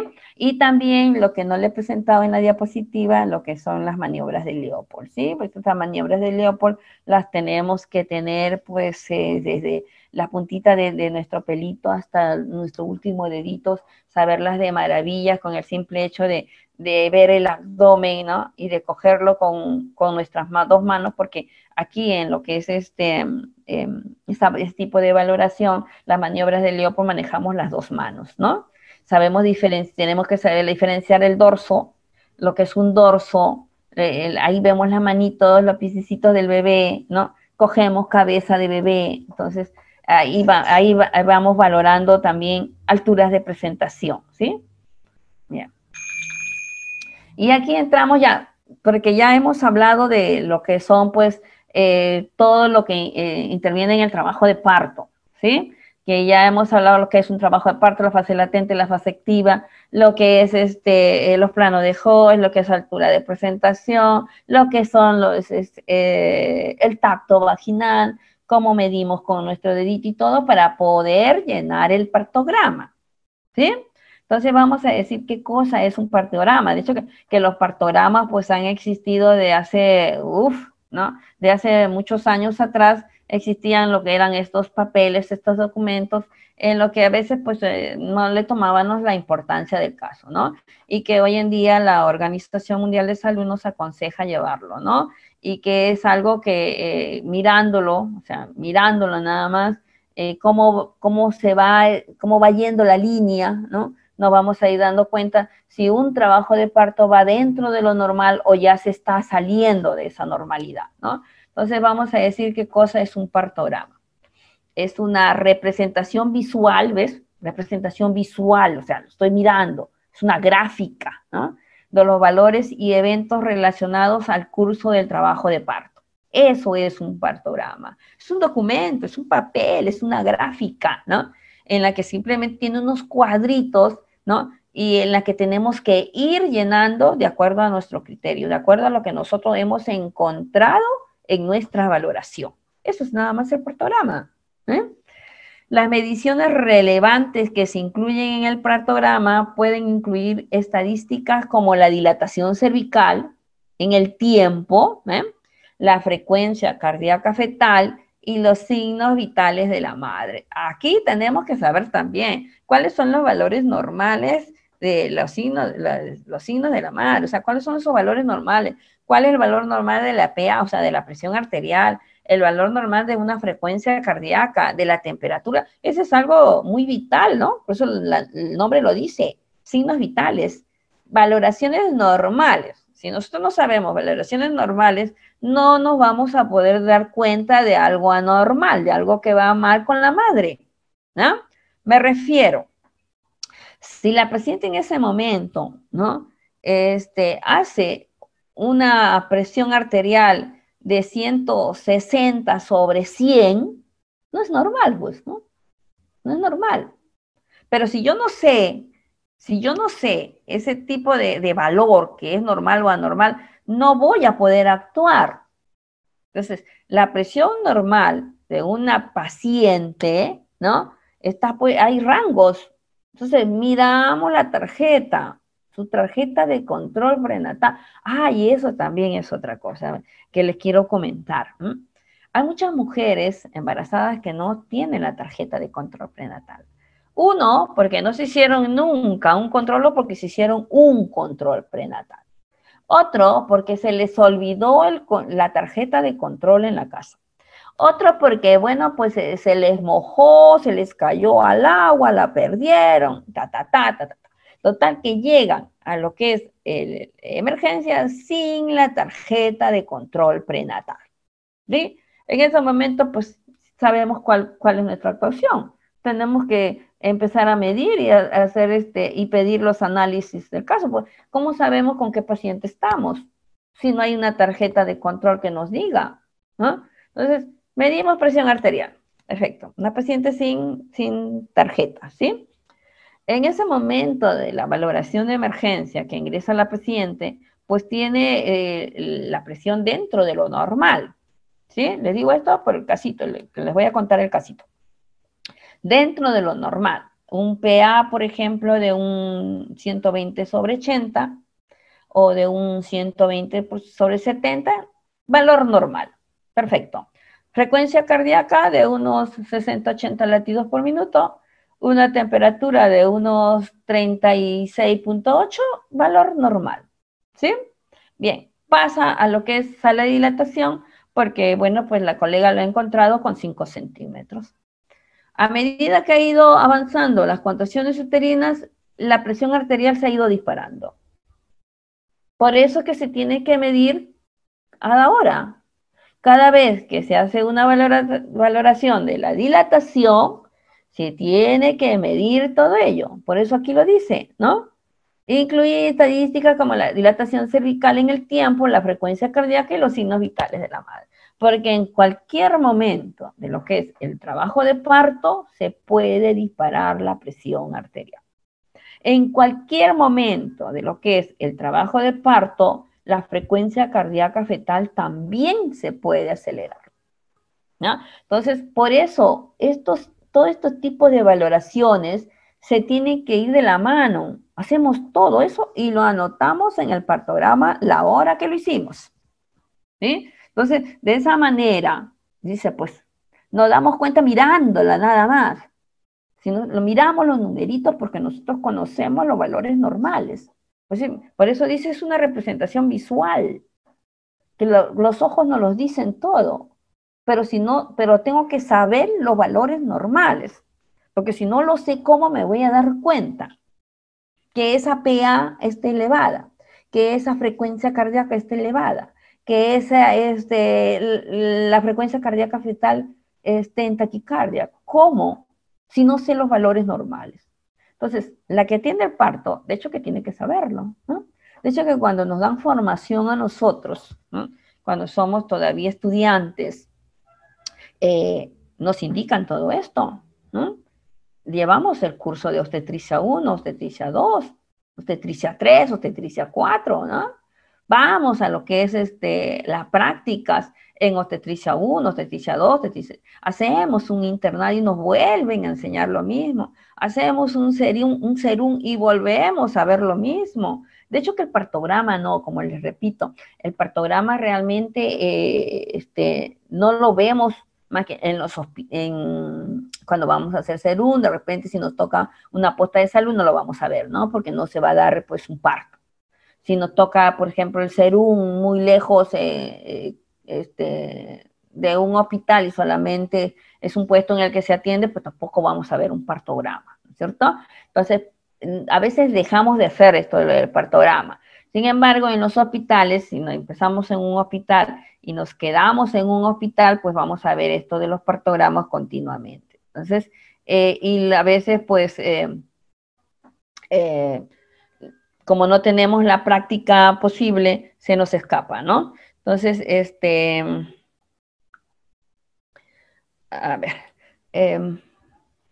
tenemos que, pues, conocer lo que son los valores normales de estas pacientes, pues, que están en trabajo de parto, ¿sí? Dice, la vigilancia clínica de la evolución del trabajo de parto puede prevenir, detectar y manejar la aparición de complicaciones que pueden desencadenar daño, a veces irreversible o fatal para la madre y el recién nacido, ¿no? Entonces, vigilancia clínica, ¿no? Si ya empezamos a ver que algo va normal, de hecho que no le podemos quitar el ojo a nuestra paciente, ¿sí? De hecho que tenemos que, somos dos siempre en la que trabajamos en lo que es parto. Nunca hay una obstetra sola, ¿no? Siempre hay dos, ¿no? Entonces, tenemos que pedir pues la ayuda de la otra colega, ¿no? Y también trabajamos con un médico, por supuesto que tiene que estar el ginecólogo ahí también, ¿no? Entonces, cuando se nos escapa algo, cuando vemos nosotros así, mirando la gráfica nada más, y ya es como la lucecita se nos prende y decir, algo va mal, ¿no? Porque ya la gráfica la estoy viendo que no va bien, ¿no? Por lo tanto, tengo que reportar el caso. Tengo que hacer que el especialista vea a esta paciente. No esperemos a que se nos complique mayormente la paciente. Cuando una simple, así, un cuadrito que tenemos que llenar, lo vemos que ya se salió dentro de esa línea, ya ahí nomás, ¿no? Hay que avisar, hay que pedir ayuda para evitar que se nos complique la paciente y con esa complicación puesta en vida está en juego la vida de ella y del feto. Entonces, la responsable de todo ello somos nosotros, las obstetras que estamos ahorita en ese momento atendiendo al parto. Somos los responsables de ello, ¿no? Por lo tanto, pues tenemos que hacer bien lo que son los controles, darnos cuenta perfectamente de lo que es este documento que nos va a ayudar, pues, a detectar tempranamente que este trabajo de parto va mal, ¿sí? Por eso dice la vigilancia clínica de la evolución del trabajo de parto puede prevenir, detectar y manejar la aparición de complicaciones que pueden desencadenar daños, ¿no? A veces irreversible o fatal para la madre y el recién nacido, ¿eh? Miren lo que dice esto, te lo está diciendo clarísimo, ¿no? Que cómo nosotros lo podemos detectar, cómo nosotros podemos prevenir las complicaciones que se puedan presentar, simplemente haciendo un partograma como debe de ser, llenando el partograma. Ese es uno porque antes no lo llenamos, ¿no? Entonces, cada hora que se hace la respectiva valoración tiene que ser inmediatamente esos datos volcados a ese papel. No nos cuesta nada, hay un lapicero y cogemos el lapicero y lo llenamos, ¿no? Dilatación. Primero empezamos con todos los signos vitales, porque hay que llenar signos vitales, hay que llenar la frecuencia cardíaca fetal, ¿no? Inmediatamente miramos nuestro reloj, ponemos la horita para no olvidarnos de la hora, ¿sí? Y empezamos a notar, pues, cuánta dilatación encontramos, cuál es la altura de presentación del feto, dilatación, altura de presentación, y lo que, frecuencia cardíaca fetal, ok. Vemos que está todo ok, perfecto, está todo ok.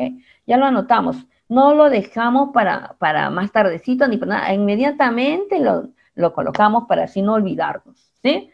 Bien, pues, entonces, mañana seguimos hablando todo lo que es partograma, ¿ya? Con esta clase que hemos hecho de lo que es el recordatorio de lo que ya hemos llevado nosotros, porque bueno, al menos les digo yo, porque bueno, tengo muchos años de egresada, de repente ustedes todavía están estudiando o están en el último año, ¿no? Ya pues hemos recordado todo esto que ya lo hemos estudiado pues en nuestra formación, en nuestra vida universitaria, ¿no? Y bueno, pues que es muy importante saberlo para poder llevar el partograma. Pues entonces mañana continuamos con el llenado, ¿ya? Sabiendo todo esto, continuamos con el llenado porque aquí viene todo lo que es ya partograma, ¿sí? Bien, pues entonces nos encontramos mañana a lo que es la misma hora, ¿no? Muchísimas gracias y hasta mañana.